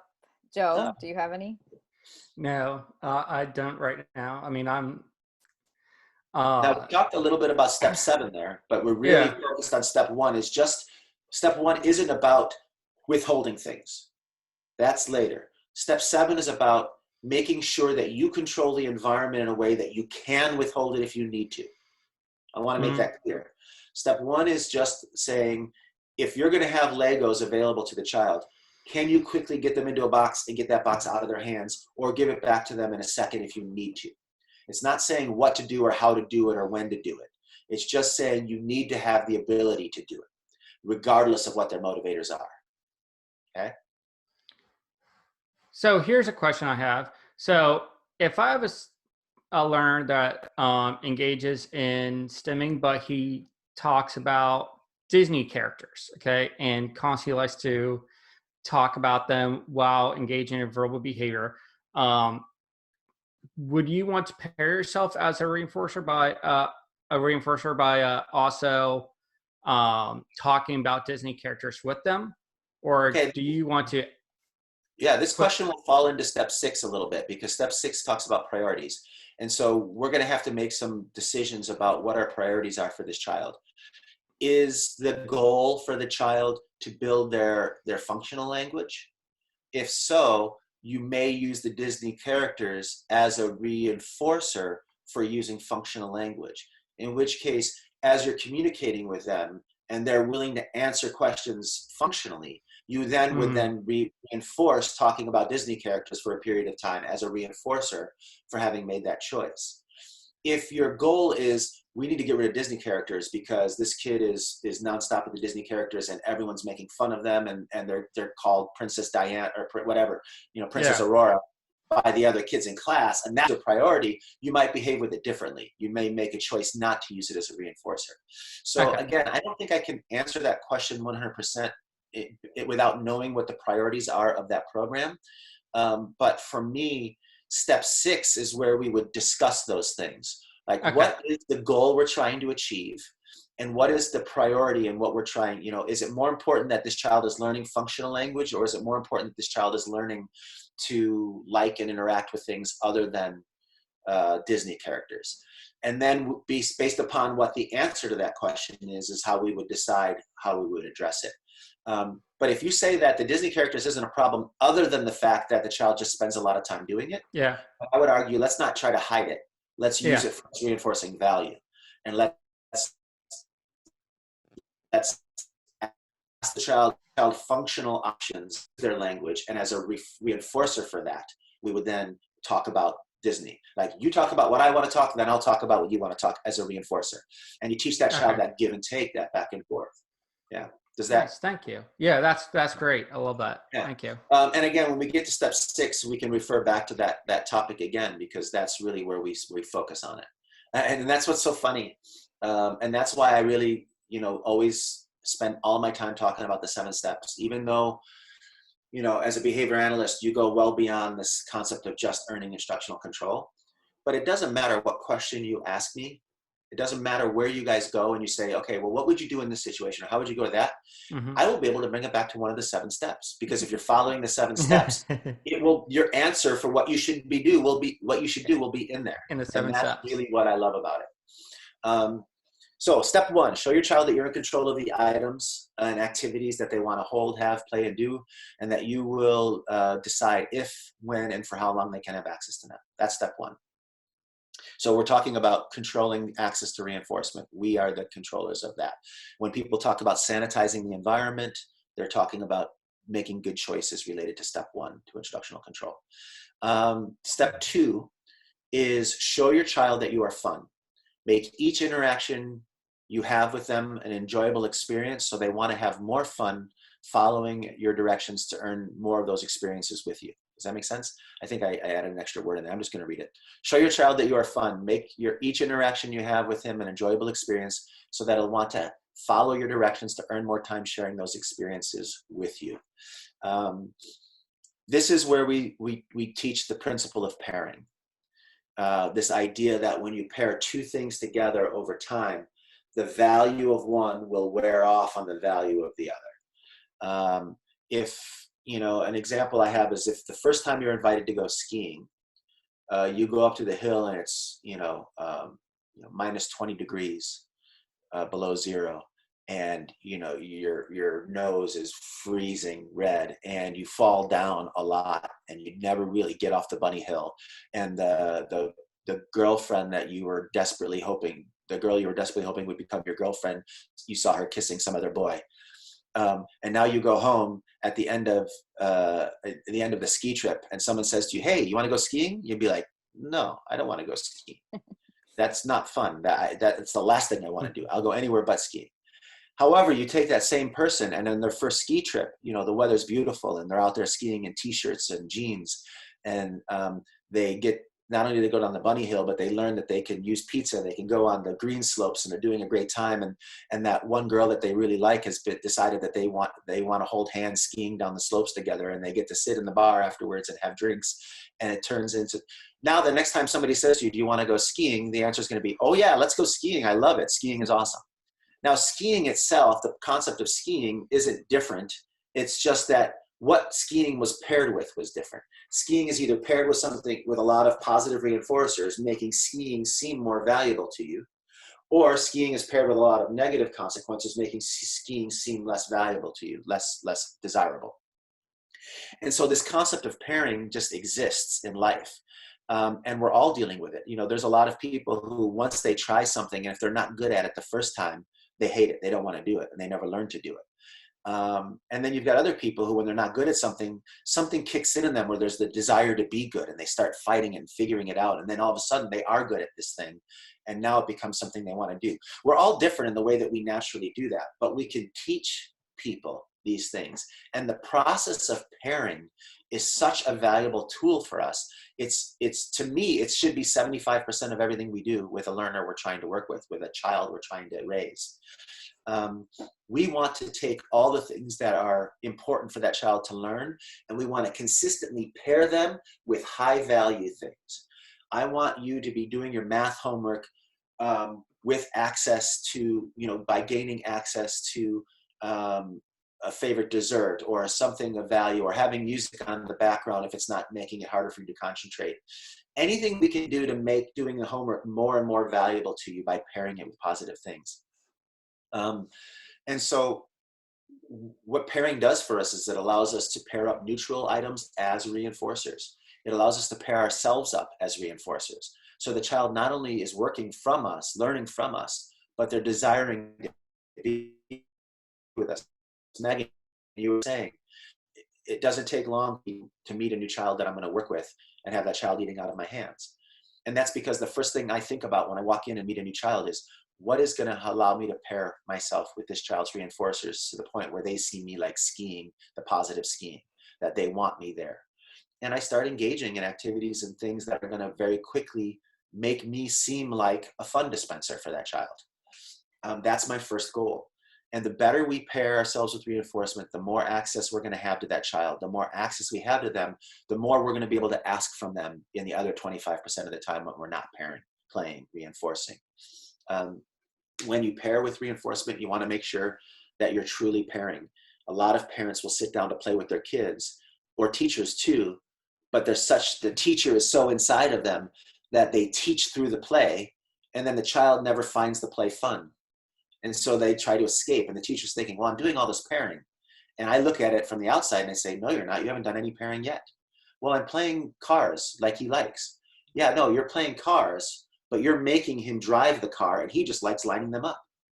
So he wants to line these cars up, and instead of being the person giving him the cars that he can line up and praising how cool it looks and talking about how wonderful each of the cars are and how perfect they're lined up, you're the one telling him, no, take it and do this, take it and do this, which is fine. You can teach them to do that, but just know that that's your goal. That's not that's the thing you're trying to teach. That's not the pairing. And every minute you spend doing this, you're not pairing. And if you spend 75% of your time doing this, you're breaking the rule of step 2, which says 75% of your time should actually be pairing, which is not asking for anything in return from the child, just engaging in positive things and making them more fun because you're a part of them. For me, the thing with pairing that's most important is this idea of it's one thing for a child to like being on the swings, but it's another thing if they want you to be with them at the swings. So if you can teach a child that swinging on the swings is fun, but swinging on the swings when I'm there is way more fun, because I'll jump out of the way at the last second and pretend to get hit, or I'll let you hit my hand and I'll go, oh my God, look at my face, look at this, what you did to me. Or you can throw a ball and they knock it up into the air and you can fall down and make them laugh. Anything you can do that makes the swings more fun makes the swings a better teaching tool, because now the child doesn't just want the swings, they want you to come with them to the swings. Now that they want you to be there with them, they're asking you to teach them. They're asking you to be a part of the process. And now you can sneak your teaching into that. But if they don't care about you, if all they want is the swings, and all you can do is control whether they get the swings or not, suddenly you're using all kinds of negative reinforcement instead of positive reinforcement. And now the child is working, but only out of a way to be left alone. I'm working to get you to leave me alone so I can swing. Versus I'm working so that I can swing with you and have more fun with you. Which way is going to be better for your long-term engagement, your long-term teaching? Obviously using positive reinforcement, which is why in behavior analysis we recommend it. But that all comes down to the process of pairing. If I don't pair myself with swings and make swings more fun because I'm a part of it, the child's never going to choose to seek me out to be a part of that process. And then I'm never going to be able to use the swings as an effective teaching tool, or as effective as a teaching tool. Make sense? Yeah. And for those, I know we'll talk about resources, but those who haven't seen it, Robert has some great videos demonstrating pairing on his YouTube page. Yeah. Just Google Schramm, which is spelled with 2 M's, SCHRAMM, and BCBA, Schramm BCBA, and you'll see all of my stuff. If you just put in Schramm, I'll put links in the show notes too for people. Awesome. Good. I appreciate it. Yeah. So there's a lot of stuff out there for free. In fact, I'm planning on making in fact, I've already created it and I've already gotten a cover page and everything for it. I'm going to make a free guide to the 7 steps. It's going to be 15 pages long. And it's going to be basically teaching the concepts of the 7 steps in short form for people that I'm going to make available and just start giving out to anyone who's interested in it. Just so that people have this to start working from. My opinion is that a large number of people who are just given this document will be able to take it and learn from it and start implementing it, especially if you already have a good behavior analysis background. But even typical parents who are mindful about what they do as parents should be able to read these 7 steps and read the explanations that go with them and start to implement them. Families are trying that, or wonder that they have as much information as possible before they do it. Then they could follow up by either purchasing our book, Megan, the 7 Steps to Earning Instructional Control, or possibly looking at my new book, which should be coming out in the next couple of months, the 7 Steps to Successful Parenting, or even contacting me at my website and just trying to see if there's one of my companies might be able to help them, or if I might be able to individually help them in that process. So yeah, but really that's step 2. Step 1. We're on step 2. Step 1. I'm always going to circle back. I never forget where we are. But I do take tangents. Step 1, show the child that you are in control of the items they want to hold, have, and play with, and that you'll decide if and when and for how long they have access to them. Step 2, show the child that you're fun.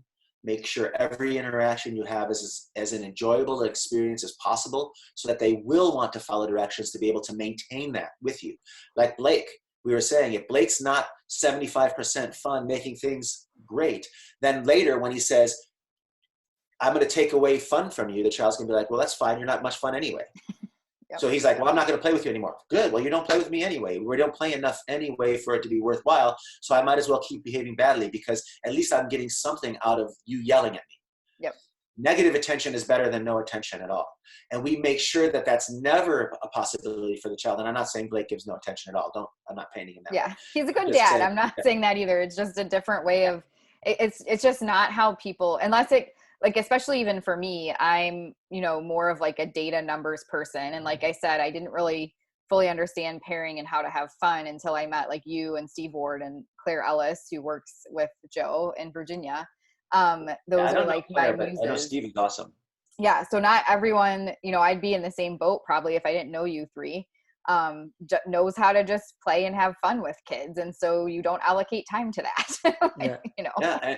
And and a lot of our consulting, the first few consults when we're working with families, sometimes we're just spending time teaching them how to parent, teaching them how to play, and pointing out like a little buzzer, like a little clicker, click every time they give an instruction, because they don't realize how many instructions they're giving and how much they're stopping the fun to get the child to do something that they want them to do. Even saying, look at me, look at what I'm doing, is taking that child away from what they already want to be doing. And you have to earn that. You have to earn the right to say, look at me, so that that child will want to look at you. If you haven't earned it and the way you earn it is through parent, giving them what they want, the way that they want it, making it better, showing them that you're more fun than you are work, so that when you say, look at me, the child's going to say, yeah, I want to look at you. What do you got for me? I know it's going to be more fun. And so you have to learn the desire. You have to earn that desire. That's why I was really careful when I wrote the book, and I wrote the early documents on the 7 steps, is that people always wanted me to call it the 7 steps to instructional control. And I fought back against that, because to me, it's so important that we have this concept that instructional control is not something to be expected. It's not something to be created or demanded, but it's something that you have to earn from the person. I earn my instructional control with my daughters. I earn it from my wife. I earn it from my employees. I earn it from my other colleagues. I earn it from my bosses in the areas that I need it, right? If someone is going to do something I ask of them, I have earned that right. I have earned it through my behavior with them, because like, I had this conversation yesterday with someone, and it was such a great example. I've never thought of it before, and I'm just going to throw it out at you again. So if you hear this in another podcast somewhere, don't get mad at me. But it's like when you go out on a first date and you meet somebody, and you say, "Oh man, this guy or this girl is really cool. I really like them. I'd like to see them again." And so you say to them at the end of the day, "Hey, I'm wondering, what are you doing Tuesday, Wednesday, Thursday, and Friday of this week?" Yeah, that person is going to be like, "Whoa, wait a second. What's going on here? We just met, and now you want to take," or saying to them, "Hey, how would you like to help me move?" You don't do that with someone you just met. You haven't earned the right with a friend to ask them to help you move, or to pick you up at the airport, or to spend the next 5 days with you. If you try to get something from someone that you haven't earned, they will put up a wall. They will shut you down. They will escape, and they will avoid you. And when we talk about the 7 steps to earning instructional control, it's these 7 steps are put in place, not so that you have instructional control, but they put in place so that you are now following the process of being able to earn instructional control over time. And with them, you should start to be able to expect better and better instructional control the more you're earning it. Does that make sense? Yep. Was that a boring tangent? Do you want to edit that out? It's fine. I didn't think it was boring. Yeah, I thought that was fun. All right, we should move to step 3. People are gonna be like, "This is the longest podcast episode ever." I'm sorry. Hey, I'm talking to you, and poor Joe, he's just kind of sitting here. Yeah, well, I've been on a social media hiatus for the last 2 or 3 years. I haven't really been sharing my stuff, other than just having the books out there. I haven't been doing it, so I'm pretty excited. As you can see, I'm pretty motivated to be out here doing this again. So, yeah, I mean, it shows how passionate you are, and I love the information that you provided. I think that's great, and I think it's really important to disseminate between our field and even just anyone that wants to learn about instructional control. So it's really important. So thank you. Yeah, I appreciate that. Thank you for saying it. So step 3, show your child that you can be trusted. Always say what you mean and mean what you say. If you say your child should do something, you don't want to allow access to reinforcement until it's been acceptably completed. This includes allowing for prompting to completion if necessary.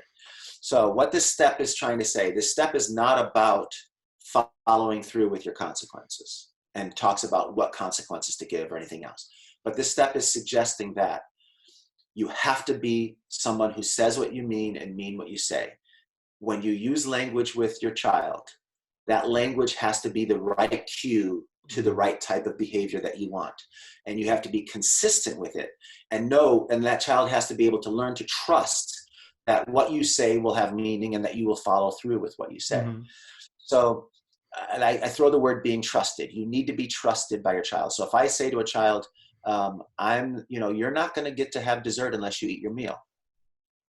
That child is not going to trust the words coming out of my mouth if they're able to find a way to negotiate into getting dessert without having eaten their meal. So as part of this step, I would argue that a family needs to be very mindful of the language they use and when they use it, and to make good decisions about the language that they want to use and what they want to ask for and when. If you're going to say something, you have to expect that the child is going to follow what you're saying appropriately. If it's a request, they should have the ability to say yes or no, and you should accept that. So if I say to a child, hey, do you want to come over here and do some homework? And the child's like, nah, I'm okay. I'm having fun I'm having fun on the iPad. Well, the language you used suggested that there was a choice. You gave them a choice to come or not based upon the language you used. And ultimately, you should accept that in that moment. And you should say, okay, well, then you can watch for a couple more minutes, but then we're going to have to do it. Mm-hmm.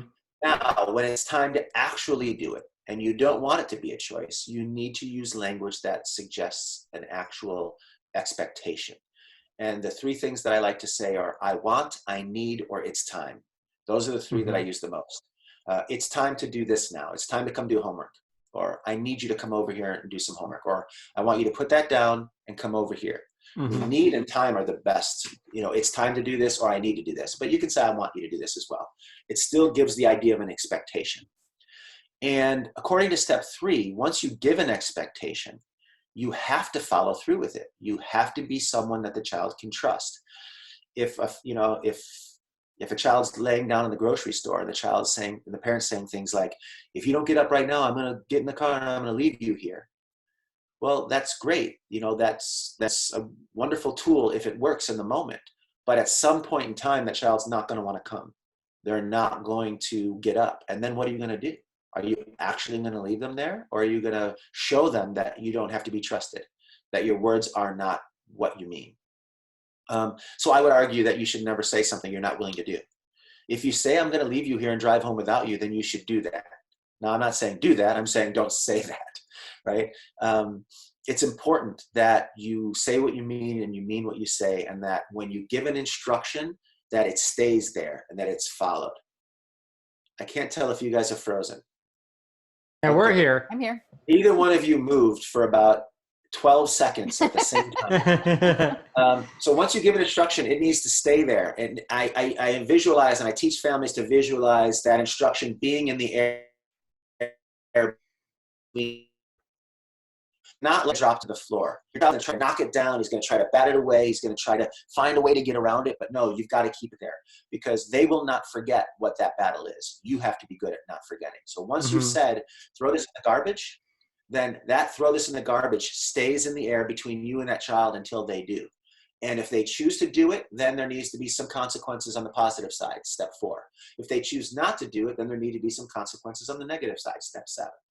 But if you're willing to forget about it and get involved in some other discussion about some other thing and never get them to throw it in the garbage, then you're breaking step 3. You're not following the rules for step 3. If you say it, they need to do it. If you're not willing to follow through, then don't say it to begin with. If a child is, running through the house and, swinging around a doll, and you're like, hey, don't do that. Put that down. Whatever. And you're not willing to go and follow through with a consequence, you truly might have better off just saying, hey, good job. Way to go. I'm proud of you. Have fun. Because at least then you're saying what you mean. At least then what you're saying matches up. We're told in the autism world that kids don't understand facial expressions. They don't understand emotions. And I think it's mostly due to the fact, with a lot of kids, it's due to the fact that from early ages, our facial expressions don't match up with the consequences. Like, we get really angry with them, but then we end up giving them what they want. So the anger face doesn't match up with any negative consequence. So or it's inconsistent. Sometimes we show an angry face and they end up getting what they want from us, and other times they don't. So there's no reason to use that angry face as a signal of what's about to come, because what's about to come isn't consistent. or a smiling face. Someone could come to you smiling saying, hey, how are you? I'm your teacher. I'm so much fun. And then they give them tons of work. Why would you learn the benefit of what a smiling face means if every time you see a smiling face, that person comes in and makes you do a bunch of stuff you don't want to do? So because our facial expressions are not consistently signaling the types of consequences that they should, the kids just never learn to differentiate. They never even learn to pay attention to them. But if we can start being trusted, having language that says what we mean and mean what we say. When I say I need you to do something, you know that instruction is not going to the ground. Suddenly, they need to pay attention to those words. Suddenly, those words have more value and more meaning. And a child will start listening better, start paying attention better when you talk. Because if the better they figure out what you want and do it, the better their life is going to be, the more fun they're going to have, the more value they're going to be able to experience. And the same thing is true. You can get then to the point where you can start to signal disapproval. You can start to go, ooh, is that really what you want to do? And that will become a reliable signal to the child that things are about to start getting worse. But that only happens if we're consistent with our language, if we're consistent with our consequences. So step 3 is really important, that once we commit to saying something, that we have to follow through with it. This does allow us to prompt if necessary. So if I say to a child, hey, touch your head, and that child's like looking at me and I'm not sure that they know how to physically make themselves do that or what the words touch your head means, I should be allowed to physically prompt them and help them to do that. And if I do, that's part of step 3, that's okay. I physically help them to do that, that's good. If I'm taking their hands and forcing them to do it against their will and they're fighting me, that's not part of step 3. That's not part of the 7 steps at all. In fact, that's something we choose to avoid to do as part of step 7. All right, step 1, control access to reinforcement. Step 2, be as much fun as we can so that when we do have to ask for things, we're more likely to get it. The probability is higher that we'll get it in return. Step 3, say what we mean and mean what we say. Show the child that we are going to be consistent and the language we're going to use is what we're going to follow through with so that they have every reason to believe us. Step 4, show your child that following your directions is to their benefit and the best way for them to obtain what they want. Give your child easy instructions as often as possible, and then reinforce decisions to follow those directions with good experiences. So in this case, we're using the principle of positive reinforcement, but we're also suggesting that we minimize the difficulty level of our instructions in the beginning. We start out by doing super simple instructions mixed in with our pairing. So rather than sitting down, so when I sit down with a brand new child and I start to play with them and I start to pair and engage and find out what's going on and see what they like, and I'm doing things, and I'm cheating them, I'm tickling them, and I'm doing things they like. At some point, I'm going to be ready to do step 3, which is I'm going to say what I mean and mean what I say. And then I'm going to do step 4. I'm going to follow that positive response that I get with positive experiences. And so when do I give that instruction is really important. I don't want to give a child an instruction during a low probability time. If your child is walking out of the room, or if your child is playing with their Nintendo, and you walk in and say, hey, go put on your shoes, we're going to the store. That's a low probability that that child's going to stop the thing they're doing, look, listen, think about what you've said, and then make the positive choice to do what you asked. So why, as parents, do we give those instructions in those times all the time? A parent's like, oh, we need to go to the store now. Crap. Hey, turn off the Nintendo, put on your shoes, let's go to the store. Yeah. Well, you just set yourself up to fail. That's a lot right? of steps too. Yeah, it's a lot of steps for them to like go through, and it's like why? Yeah, Why and so you've set yourself up to fail. That's the key thing there. You've gone to your child at a low probability time, and you've given them an instruction. Why would they cooperate with it? What I teach my families to do is before you ever give an instruction, always know in your mind the reason why the child will want to cooperate with that. So maybe that involves walking over and standing in front of the TV. And now the child's like, hey, I want to watch that. I want to play that. And you say, okay, no problem. You can play, but first I need you to put on your shoes. And then the child puts on their shoes, and then you step away from the TV and let them play some more. Now, you've given your instruction after creating a high probability situation. You now are in control of something they want. They've demonstrated the desire to have the TV in that moment. Now, when you give the instruction, the probability is higher that they're going to follow it. And as you said, Joe, you haven't created an extensive series of things that they're going to have to do for a long period of time. You've minimized the work level. So like step 4 says, you give a simple instruction, something, ideally something that is fun or easy, or is going to lead to fun or be easy. And then you give it to them at a time when they're likely to want to cooperate, because you know why they would cooperate. If I'm standing in front of the TV, they can't enjoy their game right now. As soon as he puts on his shoes and I step away from the TV, I've now completed step 4. I now have given a simple instruction at a time when the child is likely to be able to cooperate with it, at a time when I think they will. Then when they do cooperate with it, I add something of value. Well, to some degree, I kind of remove an aversive, but I'm also making the TV now available to them to continue to play as the reinforcer for having made that good choice. When you have kids who are not cooperating at all, who have like 5 to 10% instructional control, which to me means 5 to 10% of the times you give them an instruction, are they going to look, listen, and try their best to cooperate with it in that first effort, in that first moment, as best as they can. If that's only going to happen 5 to 10% of the time, and 90% of the time or 95% of the time they're going to ignore you or avoid you, and you're going to have to repeat yourself over and over to get it. Step 4 is all about changing that pattern. We only give instructions during every high probability time we can. We give our easy instructions that are likely to be followed easily, and then we make lots of positive reinforcement available afterwards, because we start changing this concept of instructions being things that are needed to be avoided, and we start setting up an environment where instructions are now the signals that good things are going to start coming if you cooperate, right? And so we set it up so that's an easy thing to do.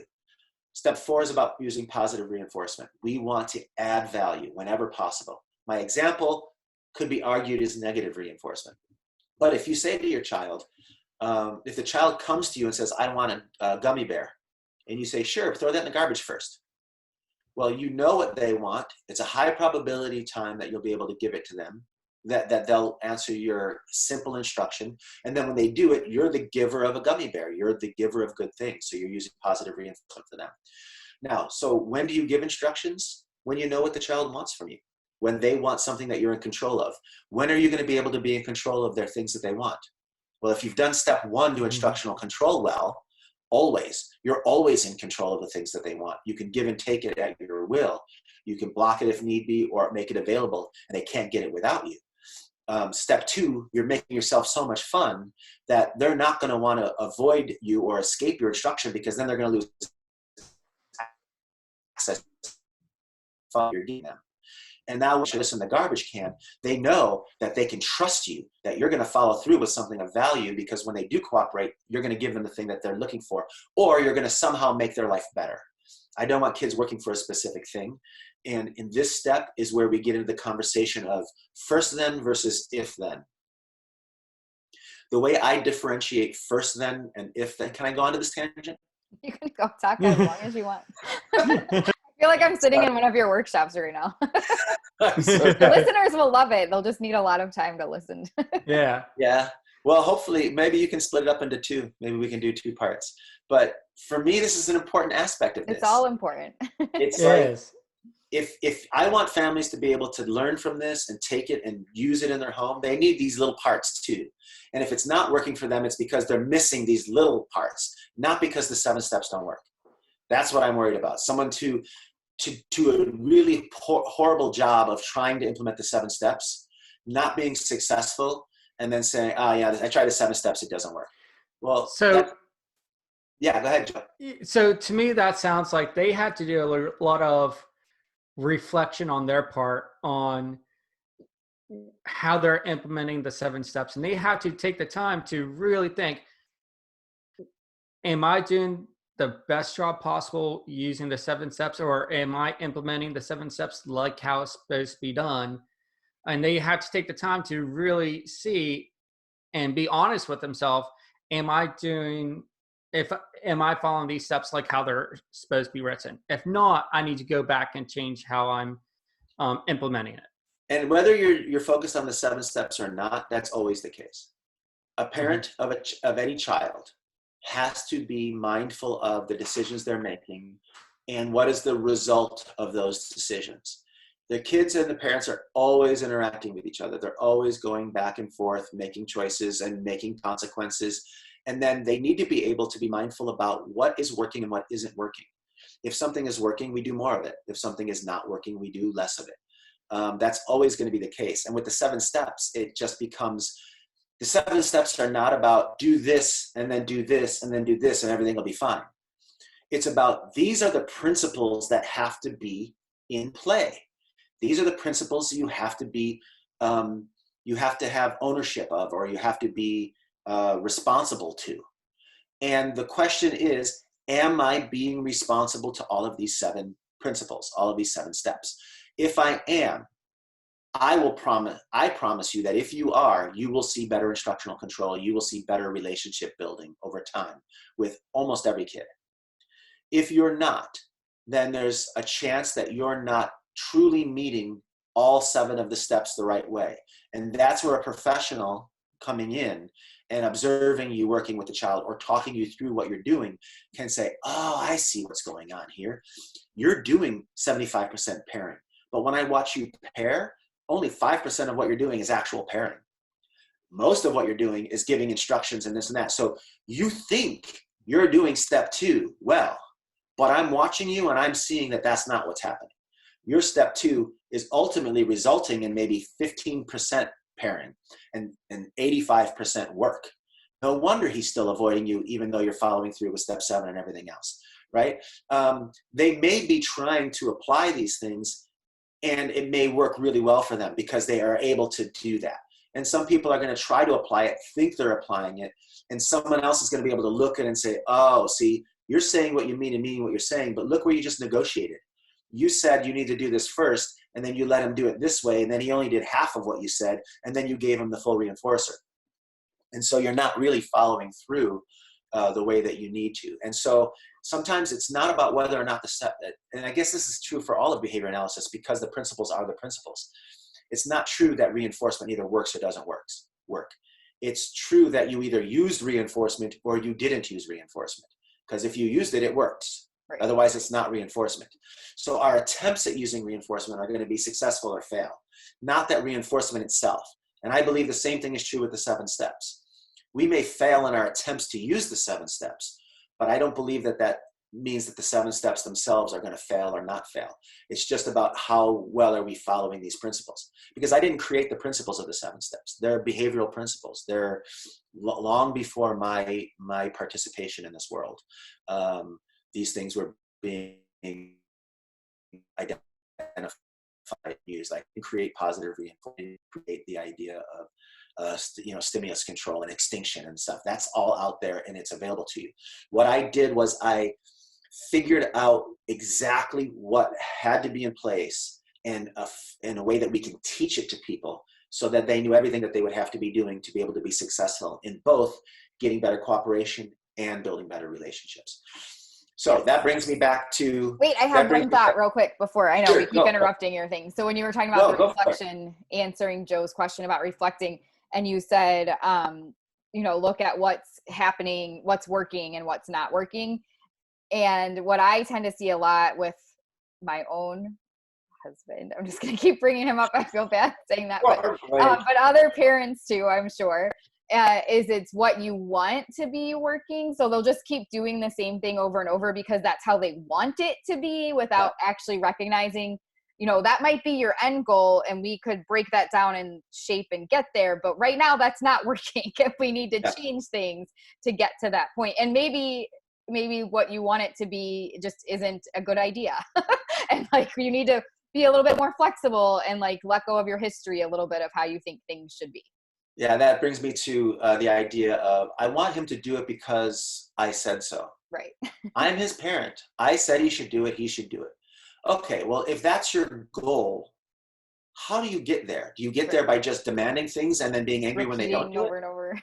That doesn't work. It doesn't get you there. So if that is your goal, that they're going to do things because you said so, Well, I'm telling you that the 7 steps is the best way to get there. Yep. Because if you prove that you are worthy of earning their instructional control, they will give you their instructional control. They will do it because you said so. They're not doing it because you're giving them a gummy bear. They're not doing it because you're tickling them or giving them praise. They're not doing it because they're afraid you're going to hit them. They're doing it because you've taught them through experience. Life is always better when you interact positively with your parents. When you cooperate with the things that we ask of you, your life is always going to be better. You don't know what you're going to get or why or how or where it's going to come from. You just know that life is always better when you do. And life always starts to get more difficult when you don't. And therefore, you start to choose to do it more often. And eventually, you get to that point where I say it, they do it. And they don't do it because I'm threatening something or because I'm yelling at them, or they don't do it because I'm offering them candy. They do it because they know that they can trust me, that I will consistently make their life better when they do. And that's what it is when a child does it because they're respecting you. They respect you because you're showing them you earn their respect. You deserve their respect. So if your goal as a child to do it because you said so, the 7 steps is the best way to get there. It really is, because you've proven that you're worthy of their respect.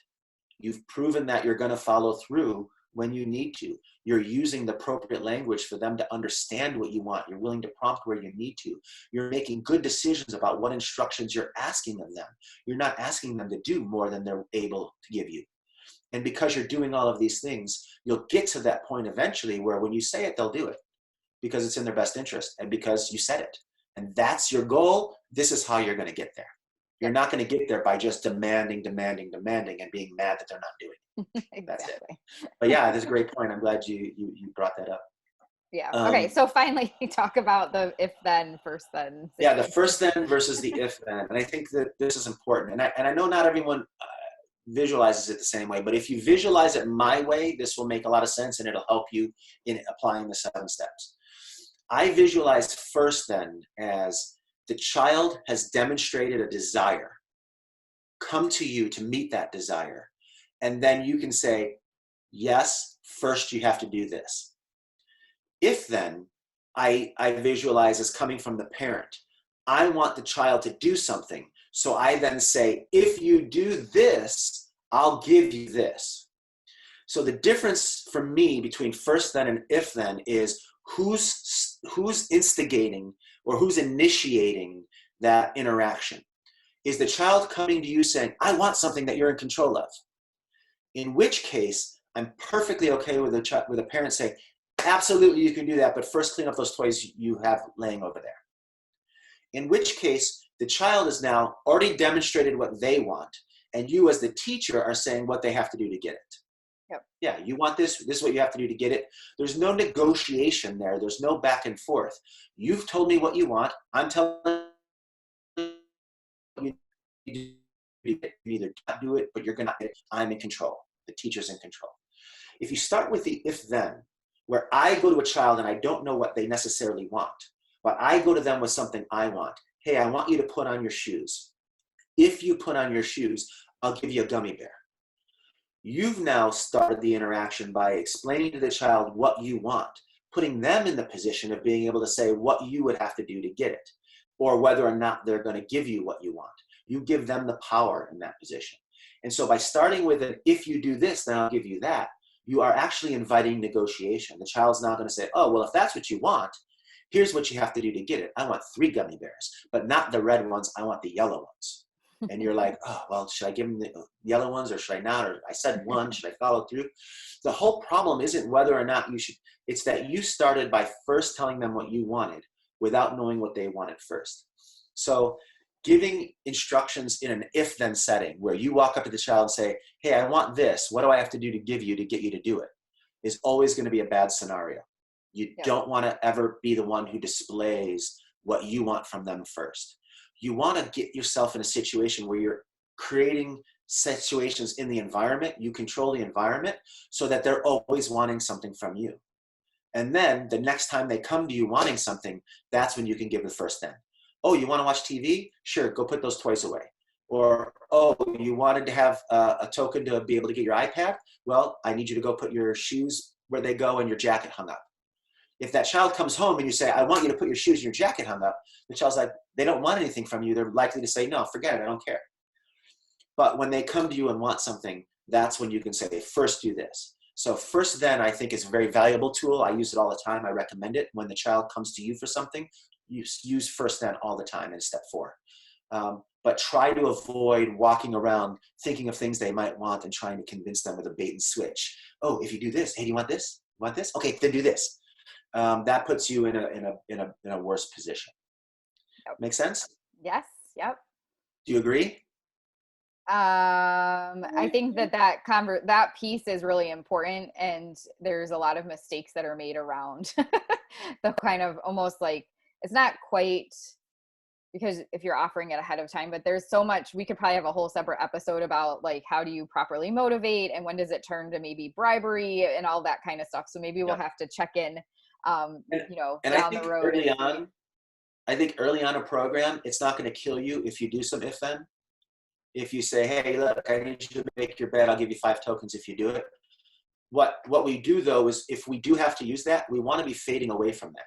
We want to get to the point where the child doesn't know that making your bed is going to get you 5 tokens, but that when they make their bed, they know you're going to give them enough tokens to have made it worth it, because that's what you do as a good, trusting, responsible, respect-earning parent. And so they're not doing it based upon what they're going to get for the individual goal, but that they just do it because cooperating is always in their best interest. Yeah. And so you can use if-thens early on. Sometimes we do in like the first visit or 2, when a child has no idea that there's even a chance of getting something positive from you, because no one ever gives them anything positive.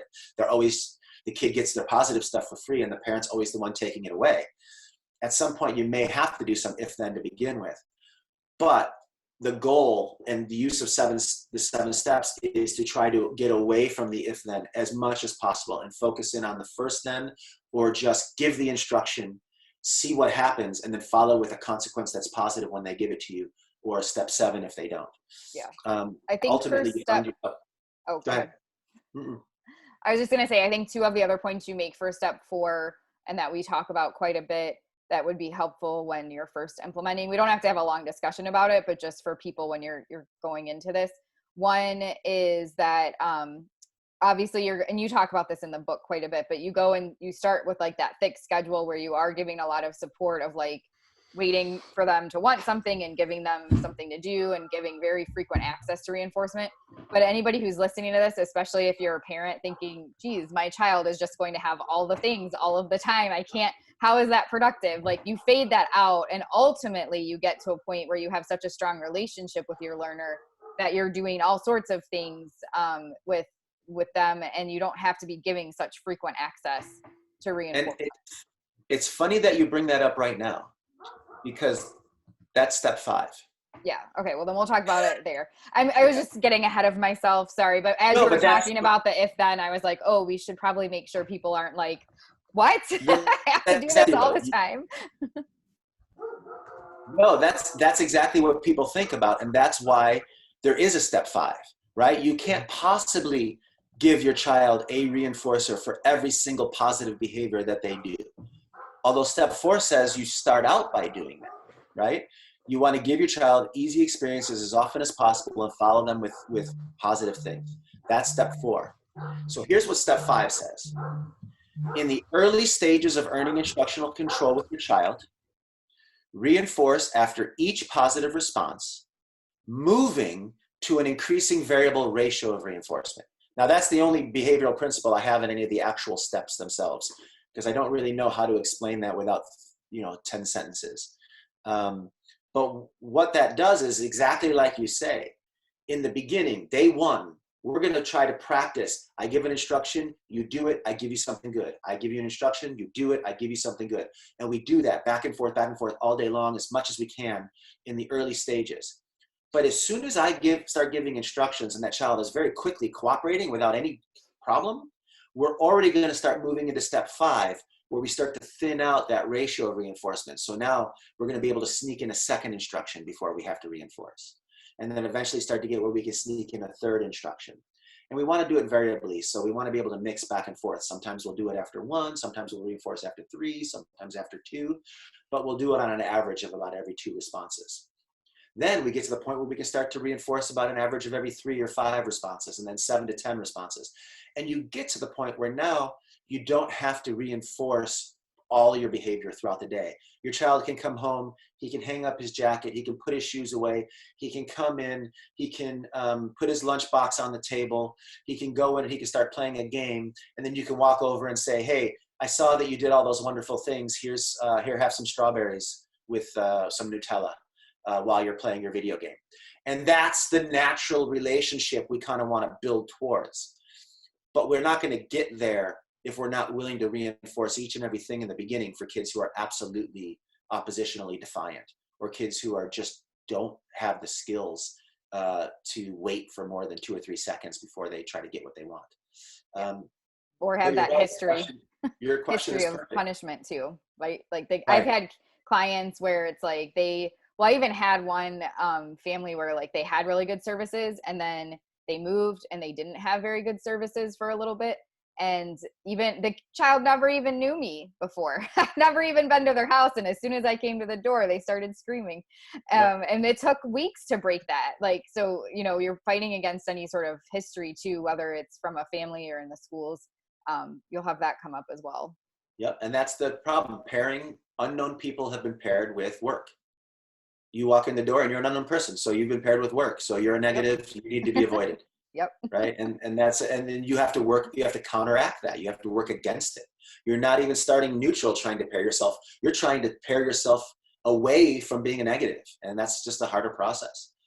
But like I said, parents out there, don't worry. Step 4 says you need to reinforce each and every positive response. Step 5 says you do that in the beginning, but over time you thin out that ratio of reinforcement. You start to reinforce every 2 or 3 responses, every 4 to 5, eventually you get to the point where a child in your classroom can sit down and do 25 minutes of work to then get 15, 20 minutes of recess.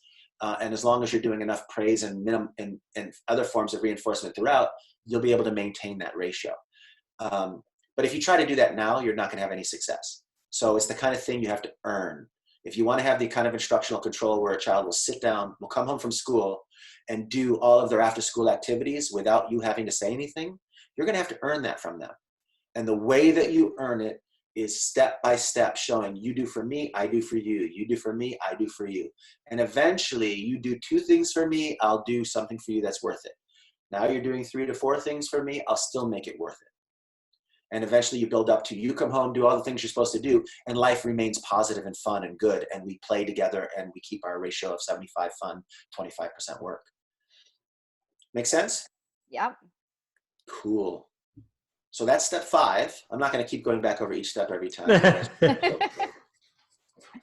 I like it though. It gives me repetition and gets me to know all the 7 steps. Well, and I'll have that handout, the website. You have the nice 1-pager of the 7 steps, so people can look back at that. You know what I can do is that free guide that I'm putting together. I'll just you can make that available. Make it available online, and people can just download it if they want, and it'll be the free guide. Yep, and I'll put that would be awesome. In it. Cool. Hey, by the way, do you think I could share that with my parents as well? Absolutely. I was just talking to Gemma in Great Britain. Actually, she's in Wales, right? She's in Scotland. She's in Scotland? Okay. Yeah. I've had so many experiences going over to Wales and Scotland and England with different people, and I sometimes get confused. I know she's got one of those accents. Yeah, she's either in Glasgow or Edinburgh. I always forget which. Well, I chatted with her, and she told me that she came to a workshop that I did probably 12 years ago. And to this day, the 7 steps document, the PDF that she got off of my website from back then, she still gives it to every parent she works with as an initial part of their introduction to behavior analysis. So yeah, absolutely. That's awesome. I want those things to be out there and available. I want all behavior analysts to have the availability of this as an alternative to some of the things they might have been taught using escape extinction. I'm not telling them that they have to use this, that they're wrong for using escape extinction. I don't have data that says that this is necessarily 100% better. I do have 20 years of experience and probably easily over 1,000 kids that I've worked with, where we've been able to prove that we can successfully earn instructional control through these methods without using escape extinction. But to give every behavior analyst another tool in their toolbox and a way to go about these sort of things, I think is useful. So one of the things I'm doing with Robert Schramm Consulting, which is something that I'm trying to make available at some point here in the future online, is making myself available to other professionals, to other occupational therapists, speech pathologists, and other behavior analysts and RBTs, and saying, so yeah, you understand behavior analysis, you're using the principles really well, you're still struggling and having to use a lot more escape extinction than you want. Let's meet up. Let me chat with you online and let me really answer your questions and help you identify how to do the 7 steps with a couple of clients until you get really good at it. And then then you're off on your own using that as another tool in your toolbox.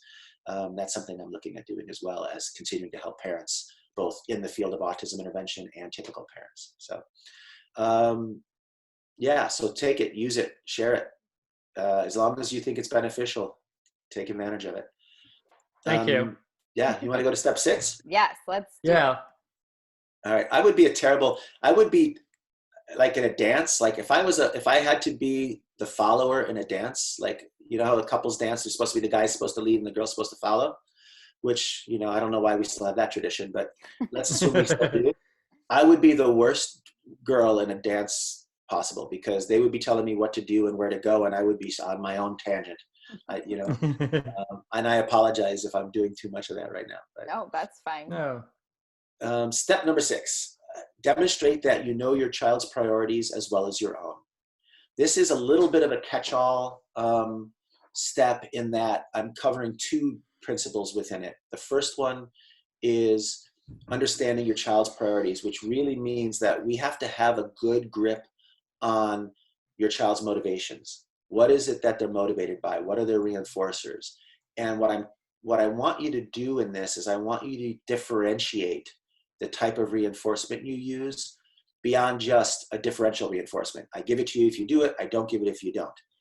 But I want you to go beyond that. I want you to differentiate that. The better the quality of the response, the higher level reinforcement I want you to give. If a child is responding appropriately, but with just a moderate level of motivation and interest, and you're reinforcing with popcorn, and you're giving them a piece of popcorn, and every time they do something, and you're giving them a couple pieces, and then all of a sudden they do something really out of ordinary for them. They give you a response that you weren't expecting, a better quality response, or they just turned and said something really nice to the brother and sister where normally they yell and scream at them to shut up. You don't want to just give them one more piece of popcorn. Yes, we know that popcorn acts as a reinforcer, but it doesn't offer anything more than they were getting when they were just responding normally. Mm-hmm. And so I want you to know what their priorities are in their reinforcement levels. And I want you to be able to say, hey, that was so cool. Let's go get ourselves an ice cream cone, or let's go get bears. Or I know you love, we're having fun playing this game, but you love the trampoline more. So let's go jump on the trampoline. Not only am I going to give you this popcorn, but now I'm going to tickle you as well, which is something I know you love. You want to be able to always more strongly reinforce with more value the things that you more value in getting from them. And so as you see better behavior, you want to be able to go up your hierarchy of reinforcement. And again, the same thing is true on the negative side. If you're giving them if you're giving them a cracker every time they make a choice, and they start to behave, delay how they're listening, or they start to lose their motivation, you might crack a little piece and say, okay, well, that's all you get for that. Sorry. Because you want to show them that when you're not really attending, or when you're letting yourself get distracted by other things, you're going to lose access to some of the value, but still keeping it going. So that's what step 6 is talking about. Demonstrate that you know your child's priorities. But I also throw in there knowing your own as well, because this is where we get into the conversation we had earlier, where we discuss, let's say a child says, you ask a child who's nonverbal to say mama, and they say mama. And then as you start to reinforce them, they reach out and they grab the reinforcer out of your hand, stuff it in their mouth, or try to stuff it in their mouth. What should you do as a behavior analyst? Should you stop them and block them from having it, take it back, and then redeliver it? Or should you let them have it? Or should you let them have it and give them another one? What is the best thing to do in that situation? And I'm not going to put you guys on the spot and have you answer it, because the answer to me is always, it depends. It really depends on your current goals and where you're at in that time. What are your priorities? Is your priority getting that child to say their word mama? And that was the first time they've ever said it clearly. Well, I don't care that he's stolen the gummy bear from me. I'm going to give him 2 more. Or I don't care that he's jumped on the trampoline. I'm going to jump with him and let him be more fun because I'm there. Because I got that mama, which is a higher priority in my program than not stealing. If I have a kid who's already talking and able to say mama, and I'm just asking him to do it as a maintenance skill, and now he steals, maybe we have a priority that not stealing is more important to us. In which case, I would block it, try to get that reinforcer back and say, try again. Mama, hands down, good now. Now I'll reinforce you, if that's what I need to do. And step 6 is where we make those decisions. We need to know how to best reinforce them and how to reinforce more when we get better things. But we also need to know our priorities. What is it we're trying to achieve? If we've got a child who's doing absolutely nothing you ask, maybe 5% instructional control at the home, and now the parents are using reinforcement and they're getting that child to cooperate, but the child's whining and complaining while they do it. Do we want them to reinforce them doing it while they whine or not? Well, in the beginning, getting them to just cooperate may be the priority. So we'll reinforce even though they're whining. But at some point in time, now that they're doing 60% of everything the parent is asking, maybe now we will start to prioritize the whining. And now we'll stop and say, okay, now you're not going to get to do it if you whine. Now you have to do it again without the whining and reinforce. So you can make a decision. Do we stop the whining right from the beginning, which would then put us into a lot of more of extinction, step 7, because now they're going to be unable to do it without whining, and now you're going to spend a lot more time fighting with them? Or do you accept it with the whining, get this positive thing built up where they're getting lots of positive reinforcement for cooperating, and then once you've got that going, then start to focus in on the whining? All of those types of decisions are made into step 6. So that's it. That's the first 6 steps. That's everything that I want people to do with their kids so that their kids will want to cooperate with them.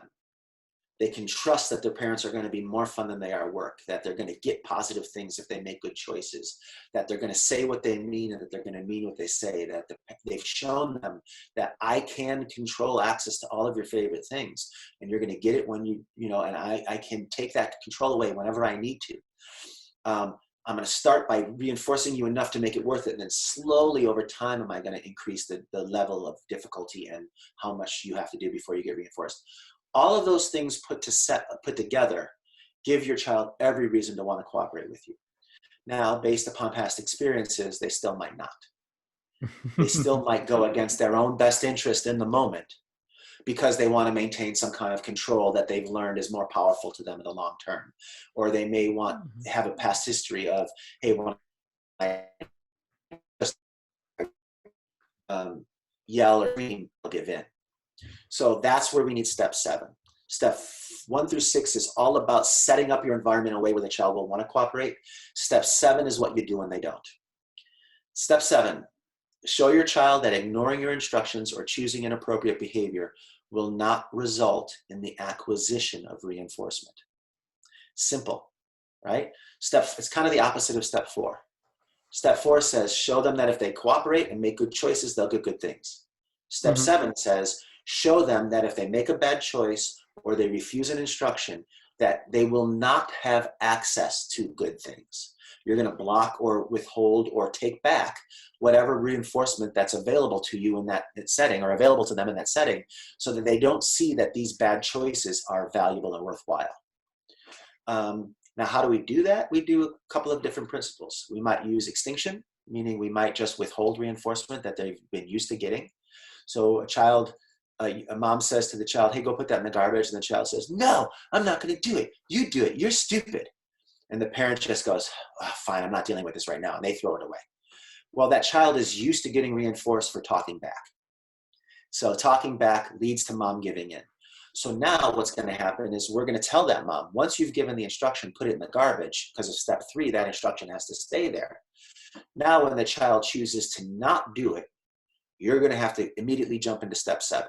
You're going to have to block access to all forms of reinforcement for as long as it takes until that instruction is followed. In which case, if the child is used to yelling and screaming at you, they might try to yell and scream at you. But you've got to make sure that you don't reinforce the yelling and the screaming. So you don't want to give it any additional attention. You don't want to give in. You don't want to forget about the instruction. And you want to also make sure that the child doesn't have access to any other forms of reinforcement. And getting you angry is often going to be a reinforcer in those situations. Yep. Right? If you, I mean, think about it. I mean, how many times has somebody done something to you that you were upset about with them? And then you get invited to a party and you're going to pass up going to that fun party because that person's there, and you're not going to give them the satisfaction of seeing you there because of what they did. I mean, we're willing to spite our own good short term in order to maintain control in our relationships. We all do it 100 times, more than we would like to admit. And our kids are going to do it because it's in their best interest long term to maintain control. So even though they know that you're going to be willing to give them positive reinforcement if they just make that choice, they're going to still fight it, because giving in is going to be giving up that control. And once you've said no to them and they're fighting, their behavior gets up here and they're all excited and running around and yelling and screaming. If you don't come up to them, their number one goal is to get you up to them. They're trying to get you up here making bad choices. So I teach my families in step 7, as soon as that child starts to get upset, starts to get out of control, you need to settle into the calm. You need to hide every button you have on you, because your children are really good at knowing what buttons to push. Oh, mom hates when I scream really loud. Mom hates when I bang my head on the floor. Mom hates when I cry, or dad hates when I cry real tears. They always give in when I do that. And so you're going to have to, once they're up here trying all of those things, you're going to need to settle into the calm and show them that none of those buttons work anymore. They're going to push the crying button, and you've got to show them that you don't respond to it. Or you've got to they're going to push the yelling, screaming button, or they're going to try to hit you. And whatever they do that makes you angry, they're going to be able to say, aha, that gave me more power. I'm now in control. Before, they were in total control. I was out of control. They were getting what they wanted. I wasn't getting what I wanted. But now that he's angry or she's angry, now I get some control back. So it becomes really important that in step 7, that we control our anger. Which is, like I said, I still find myself every now and then getting upset with my own kids, and I'll still raise my voice with them. But I do know that when I need to, that it's not ultimately going to be the best thing for me. And if my kids got to the point where they were problematic and I had a behavior plan for them, I would be more stringent in my own relationship to avoid doing that. I would get off my butt and I would take that iPhone out of their hand rather than just yelling. I mean, I'm being lazy by yelling when I do it. But I do know that if I was in a situation where my kid's behavior was getting in a position where I was no longer proud of the way that they interacted with me, or proud of the way that they showed themselves in the world, and I felt like I needed to change their behavior in a meaningful way, that's exactly what I would stop using to convince them, and I would start using the motivators, and I would go and I would do that on a more regular basis than I do even now. And so as a parent that I'm teaching, they already have that problem. They already have a problem with a child who's yelling and screaming in the supermarket, or who's refusing to put on their shoes, or who's hitting them in public. And so they don't have the luxury of being able to be lazy and yell when they want to. They have to use step 7 in the right way. They have to not allow any reinforcement to follow inappropriate behavior or refusals. They need to show that they have no buttons. And when that child yells and screams and kicks in the floor or does anything else, they need to be able to keep the child safe, keep themselves safe, but not reinforce it. And once they do that, then you'll see that extinction burst start to reduce.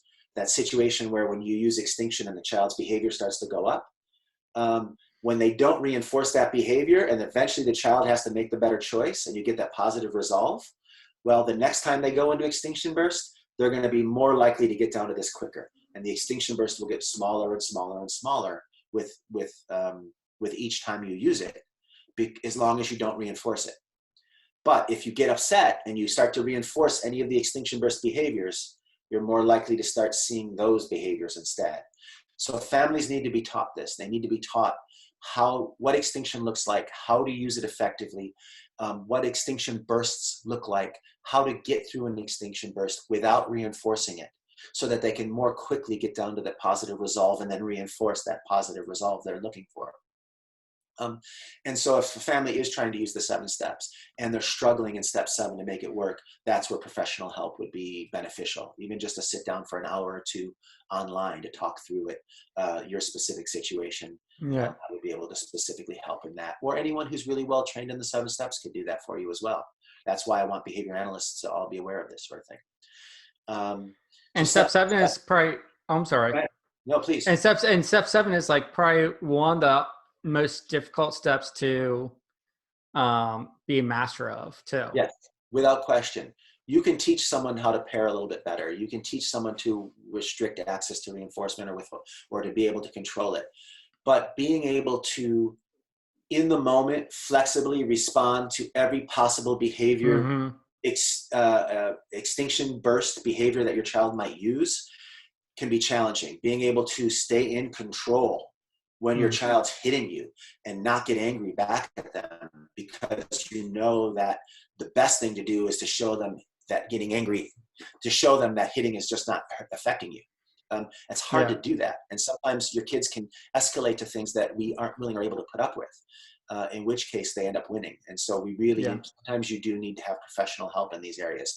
And that's where I would say, if you have a child who is aggressive or self-aggressive, if you have a child who is threatening dangerous things, or even having suicidal ideations, that sort of thing, that you really shouldn't be handling this on your own. You really need to be getting some support. And I think an analyst who understands these things is someone who can really help you. And in my school setting, that's all my students I work with. They are all with me because they engage in some type of aggressive behavior. And that's where parents have the most difficult time too. And I think parents can handle those kids and can make good behavioral choices and good programming choices, but they need guidance. And I think if they learn the 7 steps, then they can use step 7, which allows them to withhold reinforcement, but it doesn't cause them to have to physically dominate the child. I don't have to hold the child into my teaching setting. I don't have to block them or make them do something they don't want to do. All I have to do is just take all the reinforcers, sit back and wait. And then I can do what Steve Ward calls a wait out procedure, right? He calls them wait outs. He's done some studies on, he's done at least one published study on wait outs, where he shows that if you are just willing to stop teaching and wait out a child's behavior, as long as you've got the balance where you're more fun than they can have without you, they will come back to you. And if it takes them an hour to come back to you, but they come back to you and think to themselves, wow, I'm glad I did that. I had much more fun here than I was having over there. The next time it's likely to be less than an hour. And then it'll be less than that and less than that. And eventually it's not going to go linearly down, but it'll be like this, but you'll start to see a reduction in the amount of time they spend away. And you'll start to see an increase in the amount of on-task time and positive.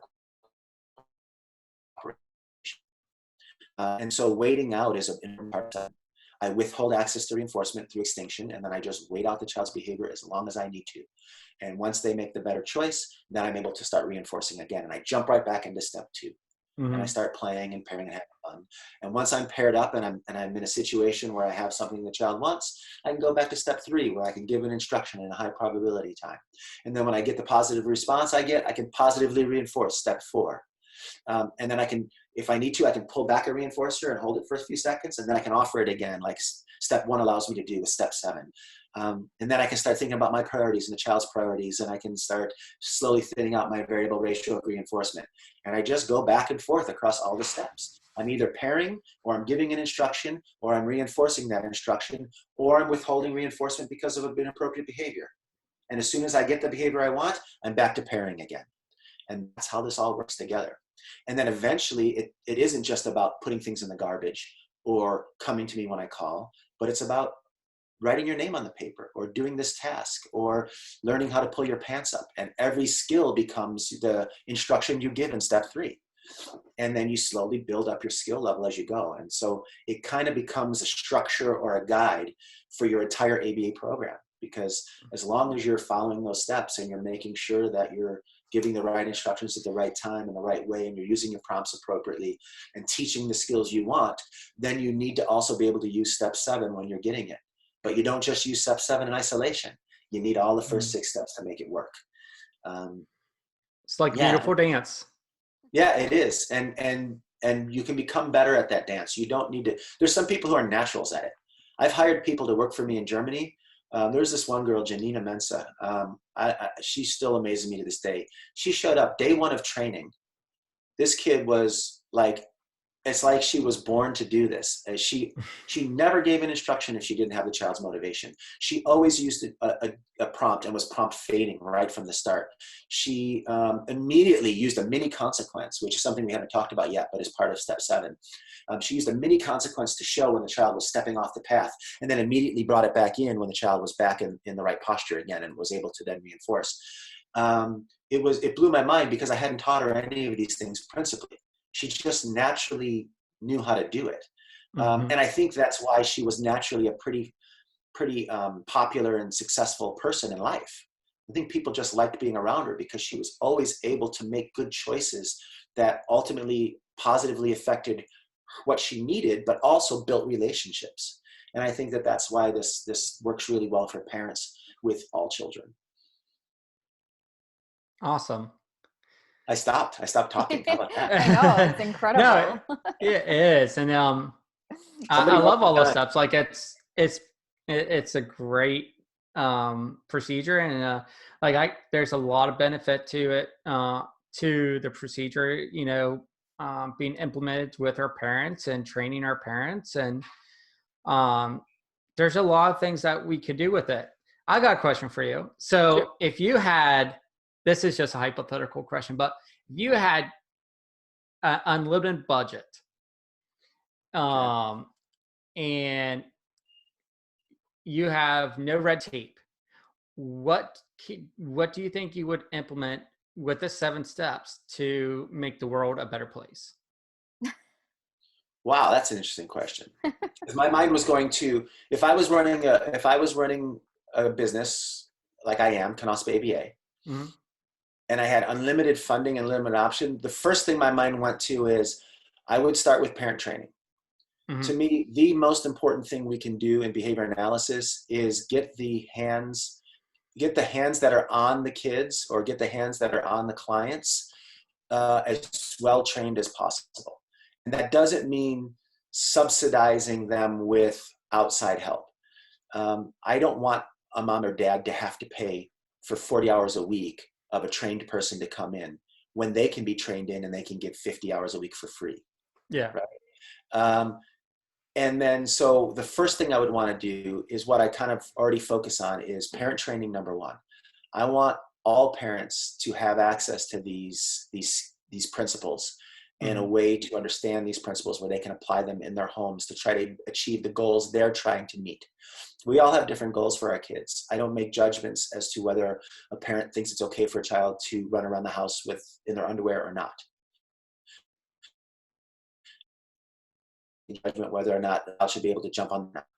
I want that child who doesn't want their child, or I want that parent who doesn't want their child to jump on the bed, or who wants them to be wearing clothes, to have the tools necessary to be able to get that from them without damaging the relationship. And so for me, parent training would be number 1. So I would focus on getting people like you guys who are skilled and have the behavioral principles in your back pocket to know the 7 steps and to be able to teach it to others as comprehensively as possible, so that they can do it on their own. Then for the kids who are the most challenging, the most difficult, the ones that you generally end up working with, the ones with aggressive behaviors and maybe less vocal understanding and language, for them, then I would want to make sure that we have access to enough one-to-one from people who are not emotionally involved with the child, to be able to sit down and be someone other than the parent working with that child. So there are some benefits to having outside supports.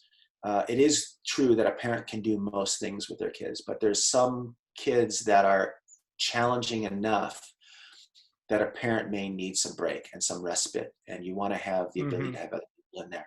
So if it's unlimited funding, the first amount of funding I have is going towards parent training and getting parents trained up to be able to do it on a regular basis and get through their days where they're not just getting through the day, but they're making tomorrow better. They're making tomorrow easier for themselves and for their kids. But once we're doing that, then I would subsidize that with additional one-to-one support from people who are not emotionally attached to that child, who can focus in on some goals that may be more challenging for the parent, and who can do some more of the repetitive one-to-one because they're not worried about, getting dinner made and everything else. And then I would make that available to families in proportion to what those families' children's needs are. I don't think I have. I'd love to do a TED Talk. I'd love to get this out to the world. I would love that. I love TED Talks. But because for some reason, if you're on a TED Talk, people watch it and they pay attention to it. And this is information everybody needs. I feel like I could talk about it well enough and make it applicable enough to enough people that it would be something that would be useful for a TED Talk. But ultimately, my goal is just to get it out there. There's a lot of behavior analysts that have read my book and the book that I wrote with Megan. There's a lot of behavior analysts that are out there using it. The books, all of my books together have sold something like 15,000 to 20,000 copies worldwide. And so there's a lot of families, but there's also a lot of behavior analysts that focus their behavior analysis on the 7 steps and work that way. But there's a lot that don't. And I think that getting that out to them, I think, is beneficial and helpful to them, even not because the 7 steps themselves have to be followed, but because the verbal behavior type, verbal behavior approach type principles and the prioritization of the research with verbal behavior, I think, is a missing piece in a lot of behavior analysts' repertoire. And I'd like to see that be more widely used. And to bring it back to you guys, I'd like to see everybody doing better, right? We want everyone to do better tomorrow than they're doing today, and that's including myself.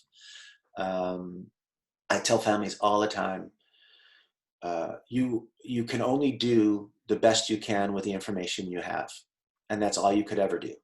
And so a year ago, whatever you were doing was the best you could do with the information you had at that time.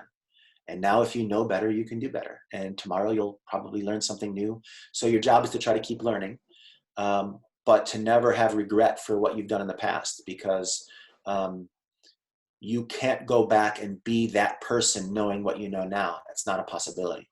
You can only be that person with what that person knew. And so you need to give yourself some space and some credit that if you're struggling with your kids in the home right now, that you've done the best you can with what you know to do. But now that you've got more information, now that you've got some new tools, now that you know where you can go for some additional help, it's time to step up and start to do better. And you can. Don't feel bad about what you've done in the past, but feel good about what you're now going to be able to start doing. Wow, that's powerful. That's powerful. Thank you. I love that. That was a great little nugget of, that's a great quote right there, is for our parents just keep in the back of their minds.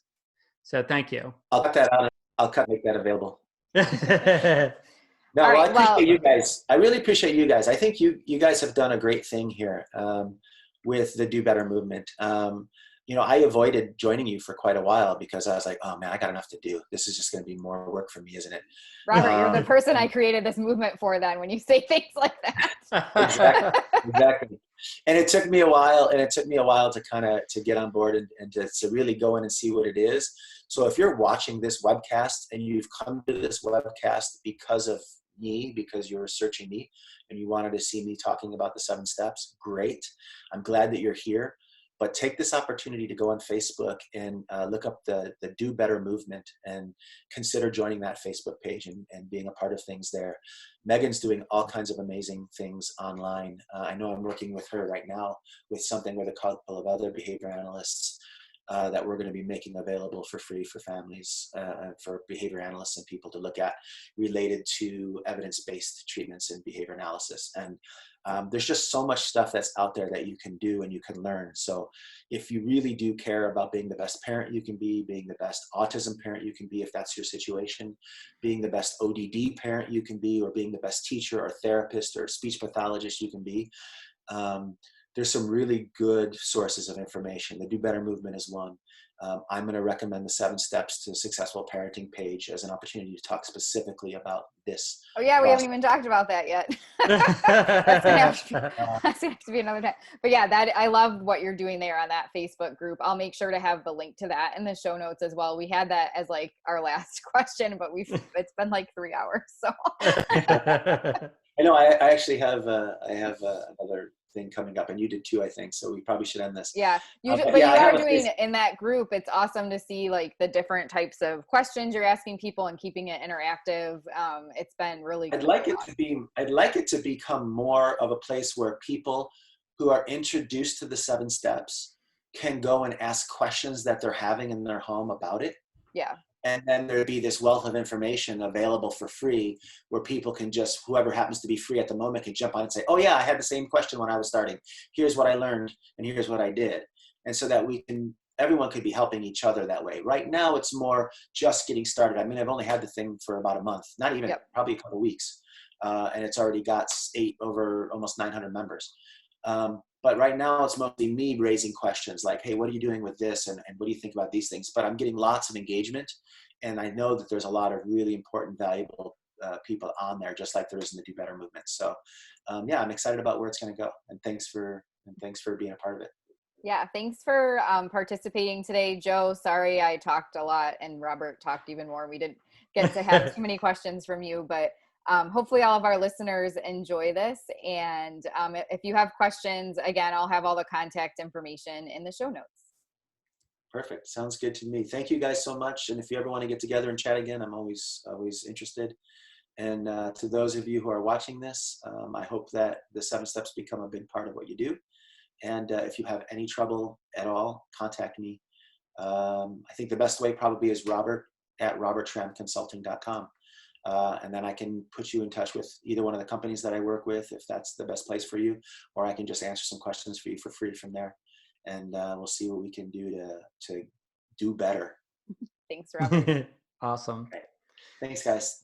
Thank you so much.